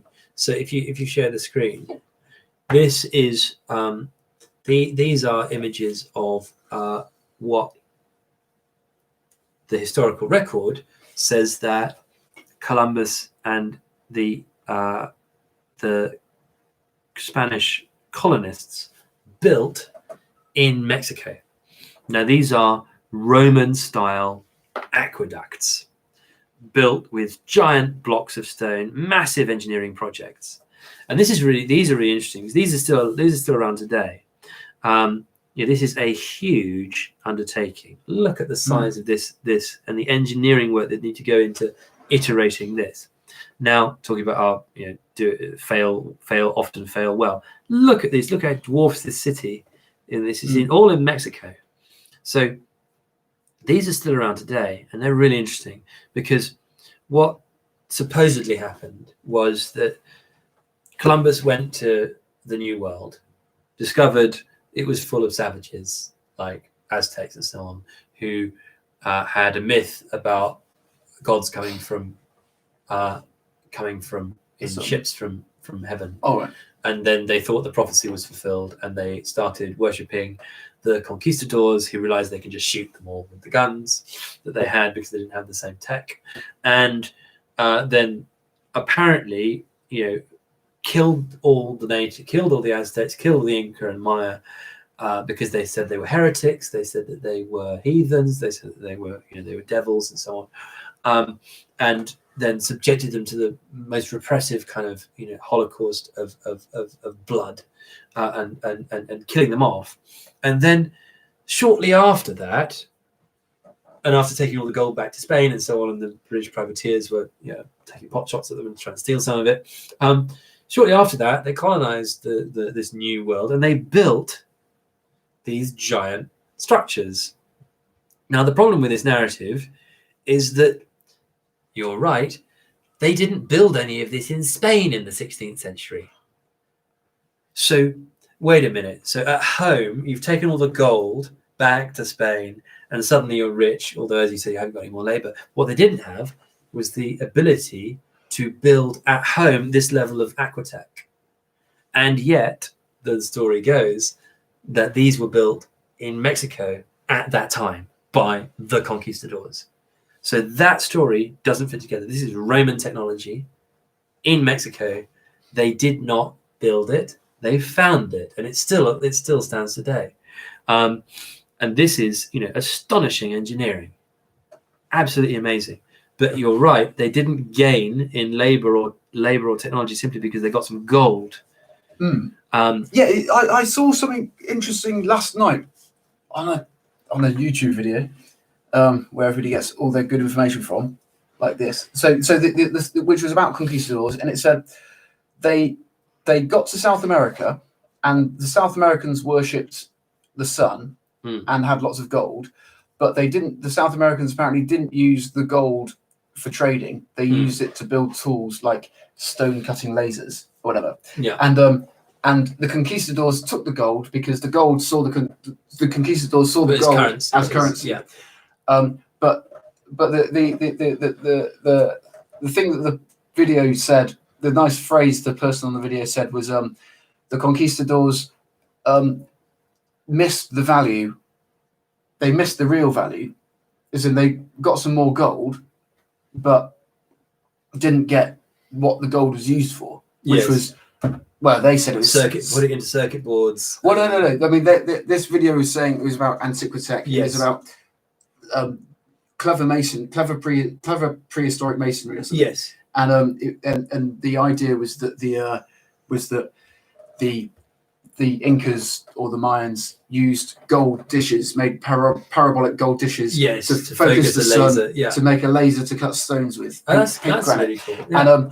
And there was sun worshipping. Yes, people for that reason. Tech. Because but the conquistadors came to South America, saw all these amazing gold contraptions, and thought, hang on a minute, these things are made of gold. Where I'm from, gold can be spent on hookers and cocaine. So they nicked all but what they didn't steal was the technology, because they didn't understand technology. Yes. But what all they understood in the was, same way that the barbarians burnt the library at Rome right. for firewood kindling. They didn't understand what a book was. Yeah. They didn't get the point. They didn't get the. Oh, like in Dances with Wolves, when the cavalry come to take Mr. Dances or take Dances with Wolves, he's got his diary and he's wiping his ass with the infantryman's just wiping his ass with the diary, which is the proof of the story. Yes. It's like, it all makes sense. Richard Bowdler says, peak oil, peak COVID, peak man. So I am at the intersection of all three. Moreover, please, surely they can date the. No, they can't date the aqueducts. Well, they can date the. No, they can't. What I was amazed at is that it's impossible to date the carving of a stone, because academics and Egyptologists and so on talk about radiocarbon dating, or dendrochronology, looking at tree bark, tree rings in the woodwork in places. These two techniques, the technologies they use to date things. One's dendrochronology, which is looking at wood in a structure and looking at the tree ring, the rings in the trunk of the tree, and relating that to other trees of a similar year in that area when they have a tree record. Dendrochronology, dendro, the roots, and relating the two together. Of course, it doesn't say whether it's borrowed wood or whether it was felled recently.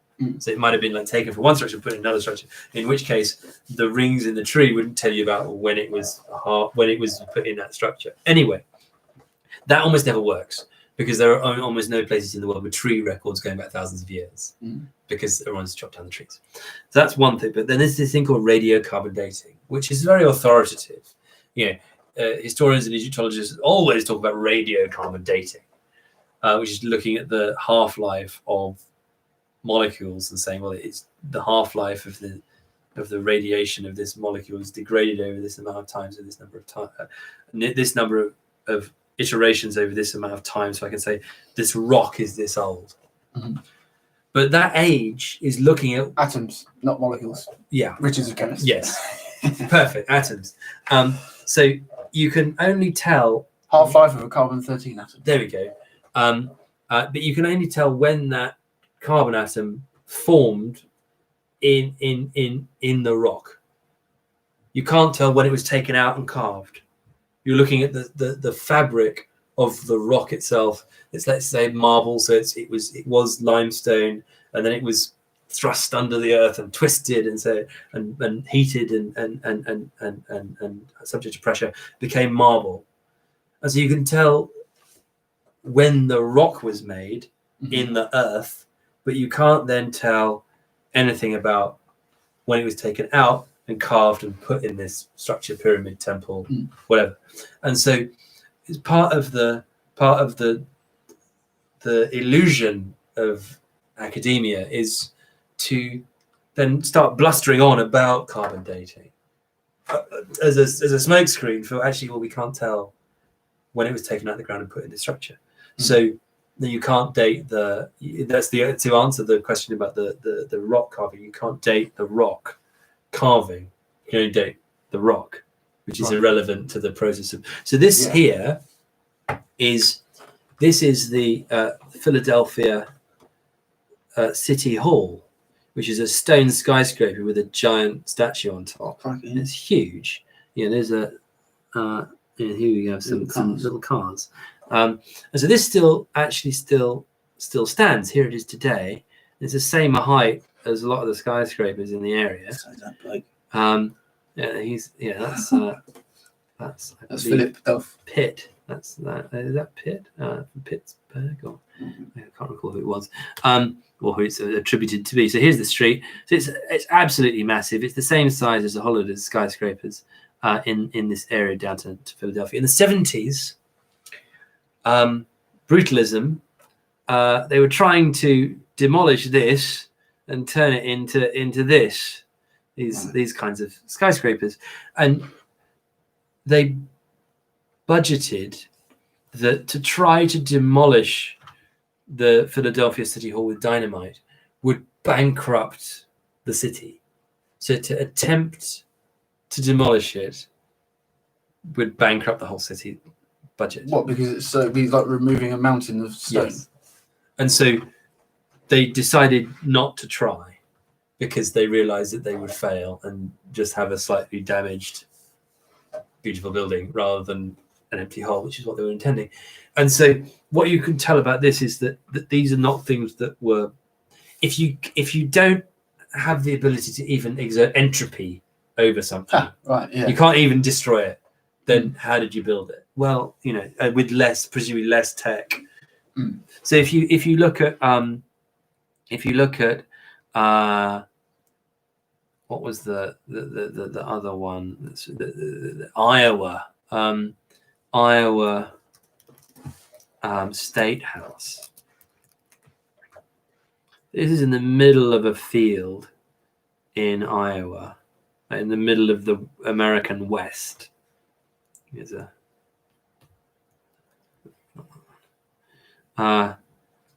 this giant 5-domed palace that looks like it's out of St. Petersburg. And so you had, canvas-covered wagons coming out into the pioneers into the West. And then without building any infrastructure, without building any roads, and just living in wooden shacks that they built out of their canvas-covered wagons. Before or after the railroad? Or is it before. Well, so this is before they built the railroad. They just came out with canvas-covered wagons, and then in like the 1860s, they built this giant 5 gold dome palace directly. So this is like our first 20 hours, guys. So this is the lie that we see here is the 20 hours fallacy, right? So what the historical record goes is that these savages, these cowboy savages, came here and then in their first 20 hours built this. Right. Without any of the appropriate ramp up. So you'd expect, some wooden shacks, then some nice brick buildings, then a giant stone palace. As a Pareto principle. The top end of the Pareto principle. Where is Philadelphia? Is that in the east? This is in Iowa. Iowa. So this is the It's the middle of Midwest. nowhere. This is the middle of nowhere. So hang on, Iowa. Now If you in look at Des Moines, Iowa is when if so the Midwest is that's proper cowboys and Indians time Yes. in the 1860s. yeah. So this is, if you look at the maps. So the claim is, That's still when you've got the sheriff of a one street town. yeah. This is like before that. This is like, so here's Des Moines, Iowa, and you've got to go out and out and out, and it's in the middle of nowhere. Mm. So here's Philadelphia. We saw the other great structure, many, but he's like, and then there's this kind of nuclear blasted area here called the Great Plains. Yeah. And then just before that is Iowa, and these are huge distances, and so then here they just found this. I'm alleging that they found this giant palace, which was, there's nothing around it. It's the first thing that existed there, and it was the most sophisticated. And this is the problem when you see the first thing is also the most sophisticated thing. That's often true in this. If you look at the pyramids, that's the story of the pyramids. Oh, yeah, well, they were living in caves, and then the Bronze Age happened, and they got these bronze chisels, and then they built a giant pyramid first, and then it degraded from there. And there's a gap. This first 20 hours through to 10,000 hours Pareto principle kind of gap is what they never really account for. And they say, oh well, yeah, they just got good at things, and then they got so bad at them they couldn't even demolish them afterwards. Same with the trams. You see 19th century trams with wireless electricity, and then you see 19th century trams with pantographs going to overhead wires, and then you see 19th century trams with no wires and actually a horse and traps and a horse pulling the tram. Same tram system, whether it's in Cardiff or in London or in New York and so on. Same tram system, but at first it was wireless powered electricity, then it was wire powered electricity, and then it was horse drawn because the infrastructure degraded. But all the historical record does, it just flips them around and says, oh, they built these trams for horses, and then they upgraded them to wired, and they upgraded to wires, and then you see what I mean? Like with the, Is that true? Is it that they had wireless electric trams before they had? If you look at we will look at another time. There's electric tram, 19th century. What about the 100 monkeys? Oh yeah, we're typing. What's the 100 monkeys? 100 What? Infinite monkeys typing Shakespeare. No, typewriters typing. typing. But 100 monkeys would still take 1% of infinity, which is infinity to type. Shakespeare. Yeah. No. Tell us about 100 monkeys, Richard. While Lorenzo's looking for the wireless tram. Here we are. 100. Is it like the Monkey Spunk moped from Viz, which is where the guy gets his moped and the new law comes in to say that you've got to have zero emissions on your moped. So he takes it to the mechanic, and the mechanic switches the two-stroke engine out, which is powered by Monkey Spunk. He switches it out for a battery, and then he's zipping around with zero emissions from his moped. And then the final sort of few boxes of the Viz cartoon is he plugs his moped in overnight to get charged, and it goes from the wire into his moped to the power lines to his house, across the countryside to the power station. What's in the power station? Thousands of wanking monkeys. I tuned out and I just tuned back into thousands of wanking monkeys. Well, Viz never like the bottom inspectors. inspectors. Oh yeah, here we go. So the 100 monkeys harnessing fire occurred roughly simultaneously in lots of places around the world. 100 monkeys figured it out at the same time. 100 monkeys figured it out. So okay. So I found these pictures of wireless electric trams. So here, this is in Washington DC.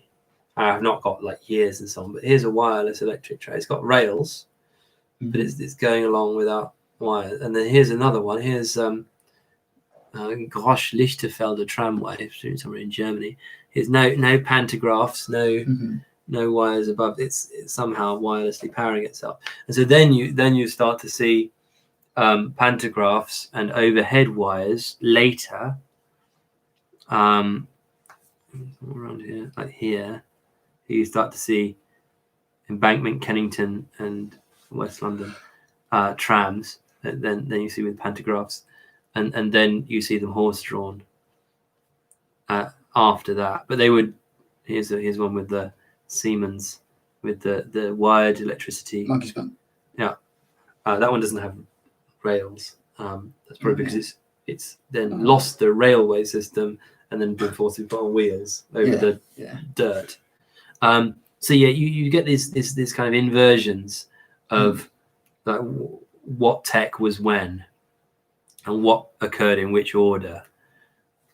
In the same way as we get these problems with looking at carving and looking at those Trying to date things from there. Yeah. Anyway, so to spin that into the Great Reset, one of the policy disputes that we saw in the Trump Biden debate week before last was about the Green New Deal, which again is part of this Great Reset narrative. So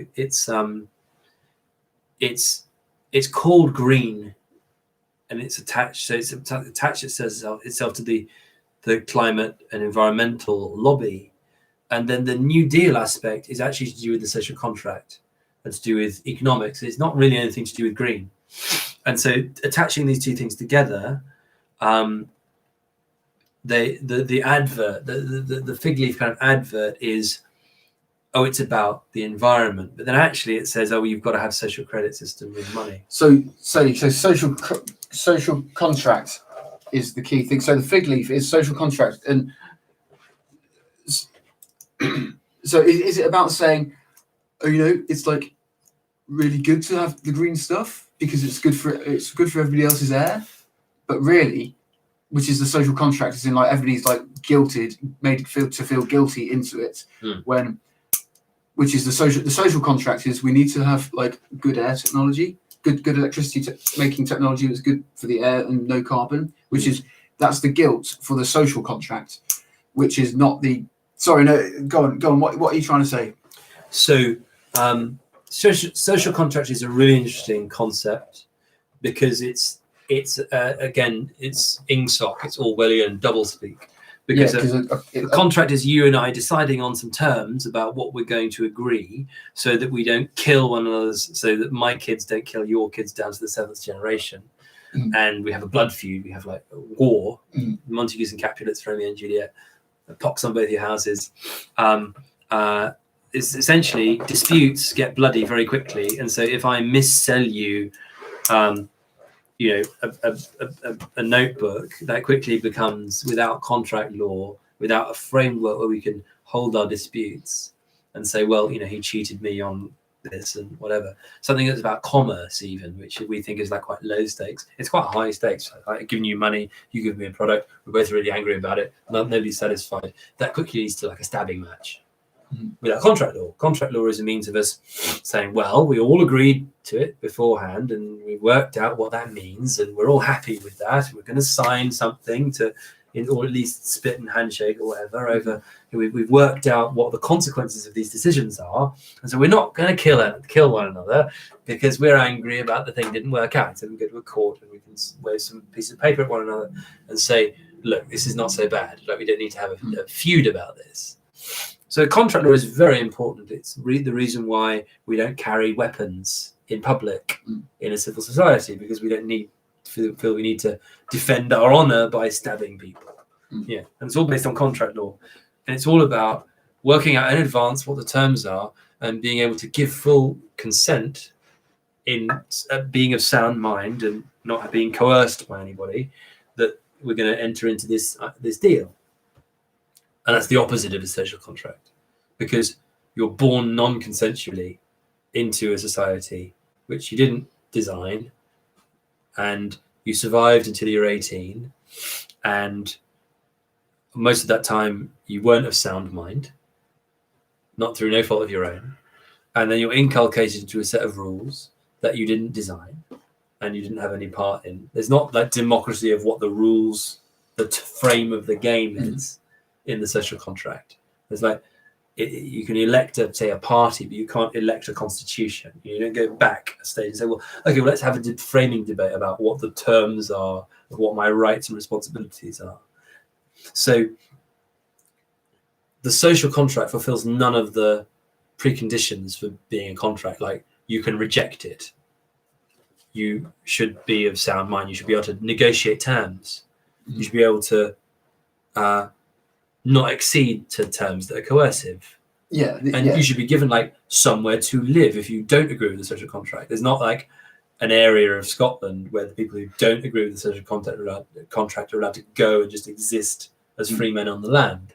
We've all got to buy into it, especially with this new social contract about smartphones and the Chinese social credit system. So essentially, there's watching contracts, which is a useful thing that has evolved out of fucking Genghis, out of like the war of the all chaos against all, and the chaos of uncivilization. And then if you use the meme of contract. Okay, contract. That's the same thing. Yes. And if you attach social to it, then you can have this word, this phrase, this concept, social contract, which has social. Yeah, it's good to be social. It's good to be polite. I like to socialise. Friends. That's social. You need to get along. Also, social contract. That's a good idea. Yeah, because but when you put those two, it's like saying jelly brick. What we're going to do is we're going to build our future house out of jelly bricks. It's like, I like jelly. And bricks are good. Seem like they might build a wall. Yeah. So, but it's like make the custards pay for it. But it's like social contract. It's like saying oxymoron. It's complete. It's a self-contradictory non-term. It doesn't even get out of which is bandied about to get people to agree to be stuff. polite. Politely accept that this thing that used to be a really useful thing, like a contract, is now. Oh no!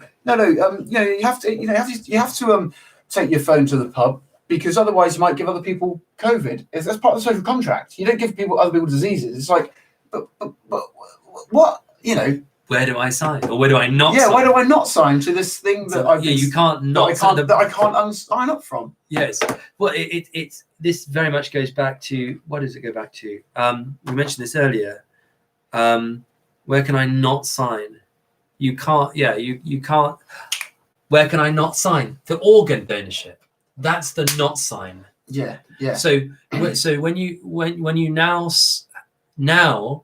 The reason why the Great Body Snatch 2020 is a violation of civil liberties is because if anything is your absolute possession to dispose of as you wish, the organs in your body are that thing. If there's going to be any ring fencing of the things that are really yours, ultimate ring fencing is your skin. Like, if you could be coerced, let's say you could be coerced into, I don't know, paying taxes or being in jail, like because somebody either literally forces your hand behind your back, or metaphorically does so by making it annoying if you don't agree to things.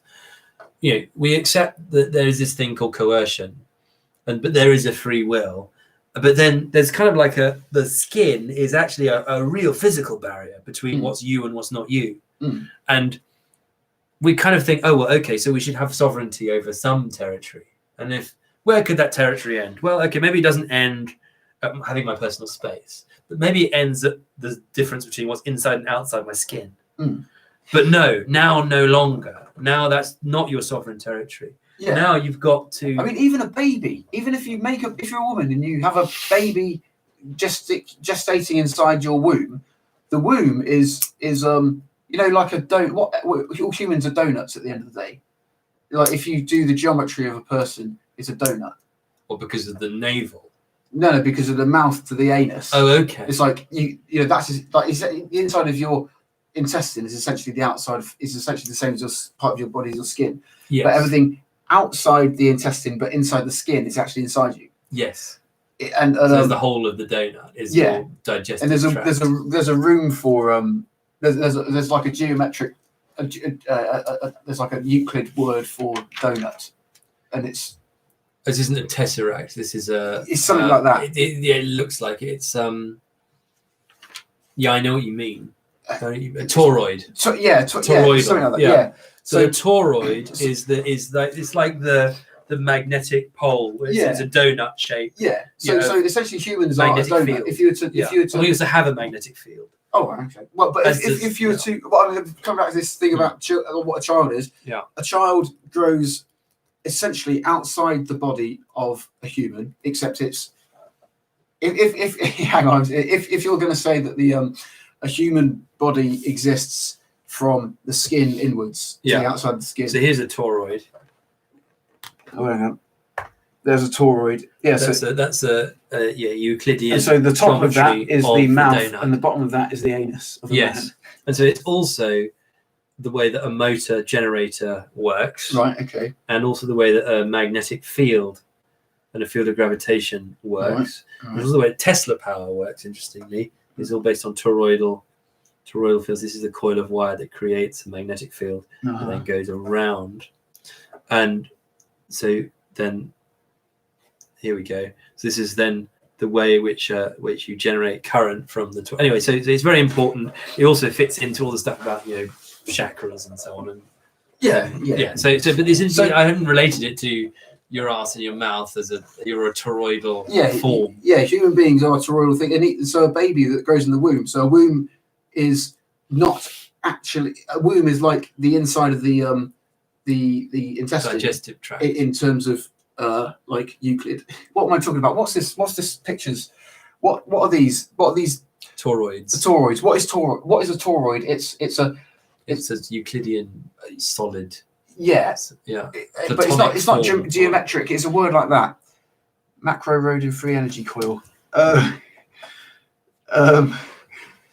Anyway, so a baby is born on the outside, is created on the outside of the body. So the human baby, either way, whatever's inside your skin, right? The New Athens says whatever's on the inside of your skin is your own, and hands off the government. Yes. Now let's just catch up with sovereign Richard. humans. Richard's been commenting a lot here. Harnessing fire. Okay, so yeah, this is due. Is this due to the collective unconsciousness? The internet is a lot like the collective unconscious. Or due to simply the iteration of stuff? Simply what technology wants? Kevin Kelly. Now I don't know who Kevin Kelly is, but a new friend. But worth a read. Just pay for your drugs with cash. Really, boo hoo! My little finger. I'm dead, but it's my little finger. My. Dissolution of the self. The self. It's a construct. It is a construct as well, no? Albeit perhaps byproduct of consciousness. Donuts. That's the word. It's a donut. And what a donut is a toroidal shape, and a toroidal shape is donut. Give me your kidneys. You're already dead. Stop being so stingy. But if I gave them both my kidneys, I would be dead. I would be dead. Yes. It's the macro rodent free energy. It is YouTube. So what are we seeing here? Dissolution of the self. So if you consider if the self is a construct as well. So is the self a construct? And if so, a construct of what? Well, it's in your toroidal model. There's what's inside the donut, and there's the hole and what's outside the donut. Mm-hmm. And Well, the hole is outside the donut. Yeah, is part of the outside of the donut. So what we were saying in terms of the social contract is this. We think it was a very interesting point made the other day on a Tim Pool podcast, which I'll find for next time. Essentially, he was discussing with his sidekick, a very good YouTube channel, Tim Pool. It's called Timcast. Another very good news source. Timcast on YouTube. Lots of YouTube. They're having to leave. Tim Pool was discussing with his sidekick about where the state, where citizenship comes from, and his sidekick made a very good point that the state doesn't grant you citizenship in the American Republican view. In the American view, the citizens get together and they grant themselves. These truths we hold to be self-evident. All men are created equal. Starts the Constitution. It's conferring sovereignty on yourself, and then saying, I will then delegate some of that authority to the state. So I'm the master and the state is the servant. And okay, we have this problem here about common law. Are we really the masters and the public servants are really the servants, or are they all servants of the Queen and we're the serfs? And there's this whole, in America, it's kind of the theory, the political theory behind the American Republic is much clearer than here, because we've got a king, and then the government is the servants of the monarch. Her Majesty's Civil Service, Her Majesty's Police Force, Her Majesty's Armed Forces. So let's park that. That's annoying. In America, they did it really simply. The idea was there are only people. Each one of those people is sovereign, and they've turned to one another and said, we can do things together if we work together. And so we will create a servant, which is the government, and they will serve us, the people. So hence this idea, we the people in America. And that's quite a nice. It's quite a nice evening out of a lot of the crap that's in the British Constitution by creating one for themselves in 1779 or so. They sort of created a document to begin this discussion about where does personal sovereignty begin and end, where does collectivity begin and end, and that's why it's the American project. It's an interesting project. Where it goes from there is people have the idea now that somehow, because of this social contract, you become 18, you become a citizen. The state is, or you migrate somewhere and you go through the citizenship test and you become a citizen, that the state's giving it to you. The state is above you and is giving it to you. No, you're giving the state delegated power. And we've forgotten that. So, okay, if we're delegating power, where does our individual sovereignty end? And okay, we used to be civil liberties. It used to be, the right to free speech and bear arms and free assembly. And of course, these are being eroded now in various ways. Free expression, the ability to seek happiness, and which is a thing a bit like capitalism in the American Constitution. But now, in Britain, in Estrict 1, we don't even have sovereignty over our own organs anymore. Instead, they become assets on a ledger of the government. They made them assets and then put them on their balance sheet. They didn't say, okay, well, we're going to make your organs into assets and we're going to give you £1 million for your kidneys. No, they haven't bought them. No. They haven't bought them. They've owned them. They've created them as an owned class of things, and they put them on their own balance sheet to begin with. That's crazy. I mean, not even to begin with, it wasn't. They've issued them as currency to themselves. Yeah. They've issued your organs as a debt note to themselves. Yeah. They've turned them into currency. That's why it's not about being selfish about you're dead anyway, so why do you need it? No, it's very different. And this is the divide and rule, because don't be difficult. Don't this tall poppy syndrome. They don't stand out. You're being annoying to all the people just getting on with life. No, actually, this is where the divide and rule comes in. Of like, you're just being annoying. Yeah, and it's in that sort of emotional sort of a barrier kind of threshold. That emotional threshold represents what the sort of the frontier, or like the actual kind of interface between state and individual. Yes. It's like if the reason why people say, don't be fussy, it's fucking we all have to do it. That is them. That is an individual acquiescing to the state, and the person who they're interfacing with, who is not of that thought, is the Yet. person who there is yet because is they haven't been annoyed enough annoyed enough. Yeah, to yeah, feel their civil liberties are being violated. yeah. And so that threshold where the anger, that is where the state meets the self, Yes, and it's that pit, it's in the pit of your stomach. That's where in your kidneys. it's in your kidneys. Exactly. Yeah. Yeah. And But what will happen is, the problem is that it is this asset. So the idea of the NHS, which was great in the 1950s, it was really pioneering with this whole notion of free healthcare at the point of use. It's wonderful technology, social technology. But now it's become this Soviet system where, because it's free at the point of use, we are no longer allowed to talk about the economics of it. But they still exist because there are administrators that decide. They're called NICE, they're the nastiest people in the nation. And they killed off my father because there was a drug, nivolumab, which was available on the Scottish NHS, but was not available at the time my father had cancer on the English NHS, because NICE had said it was too expensive.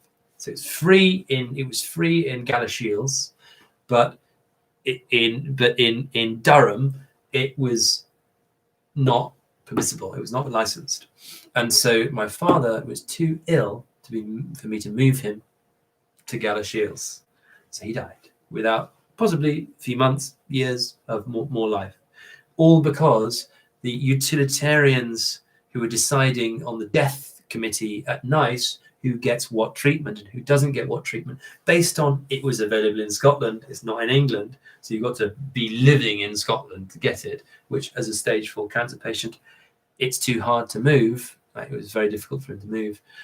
So he died because of NICE, you nasty fucks. Thanks, bureaucrats, you killed my dad. Okay, he may have not lasted that long, but nevertheless, it wasn't that much skin off their nose that they were able to give it to the Scots. Not licensed here.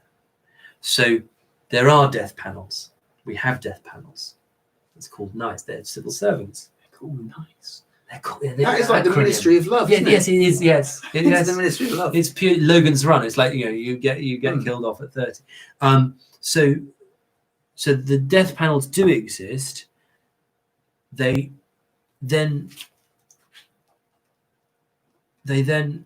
death panels do exist. They have turned your life into a spreadsheet of profit and loss. They do have an interest in how well you treat your organs, whether you'll get higher or lower on the transplant list. And the reason why there's a transplant list, not a transplant market, is because, cleverly enough, the state has realized that if there were a free market in organs, your kidneys would be worth £1 million, and then you would be able to trade them. And so if you had an idea, you wanted to set up a startup, then you think, okay, well, I'll trade a kidney for $1 million, and then on one kidney I'll build my startup capital with my startup capital I've traded, and then once I've exited my startup, I'll buy a kidney. Yeah. That's very well gene matched. That is literally skin in the game. Yeah, literally skin in the game. So they've realized that this is suboptimal, of having entrepreneurs selling their kidneys in order to do it. But also, your universal credit is based on, you're going to give blood. If you don't give blood, then you don't get, because it's necessary that they monetize. You see, the monetization works in one sense but not another. Then there's a market for Chinese organs from the Uyghurs. They're in concentration camps. The Chinese harvest the organs. So we know that from friends in the medical profession that the organ matching of Chinese bioscience papers is too good to be a normal distribution right. of people who are ill. Yeah. Instead, it's healthy prisoners of Uyghurs and other political prisoners who are being harvested, their organs, to be used in these studies. And they're political prisoners because they don't agree with stuff like track and trace. Yes. And they're the kind of people who bloody refuse to just use the fucking app. Just Yes. use the app in the pub. Come on. Get Everybody your else is organs doing harvested. it. Don't be a fucking stick in the mud. Yes. Oh God. You just You're one of those. problem Oh, for you. yeah. He's the one. He's the one. We're not allowed in the pub because he won't use his track and trace. Oh, get rid of him. Send him to the camp. Get his fucking kidneys out. And fucking, do you know what I mean? That's- So, but the reason why China harvests organs is not because they're funding the NHS. It's because they're trading them for $1 million, and that's a very good business. Hmm. The value, the open market value, because it's a black market, the open internationally, the open market value of organs is very, very high. So what the British government has done with this organ, the Great Body Snatch of 2020, the reason why it's so important is because of this Orwellianism, because of this doublespeak, right? It's saying that your organs are, we acknowledge your organs are an asset. We are turning them in, instead of being sludgy objects that are your personal possessions, they're now assets of the state. We've put them on our own balance sheet because we know you're worth like $1 billion. Every person is a birth certificate, and then they become a subject of the contract system, the social contract. The initial deed, like the deed to the house of you, is your birth certificate. That's why they want. Then they can work out the demographics. They can work out how many work years there are in you, and then it can sort of pass things up with actuarial insurance, and then we can work out, what your lifetime loan to value ratio Right, is yeah. a person, Yeah. and so on. So we can start looking at our society from the social engineer's seat of like, okay, this is a farm, and then we start farming the people on the left serfs. We get back to the serfdom of farming people as livestock, and this is happening. This is all in 1984. This is all in Brave New World. It's Matrix. Yeah. it's been there and ultimately in the Matrix. This idea is not science fiction. This is how societies have worked and always have worked, of like manpower. Looking at manpower.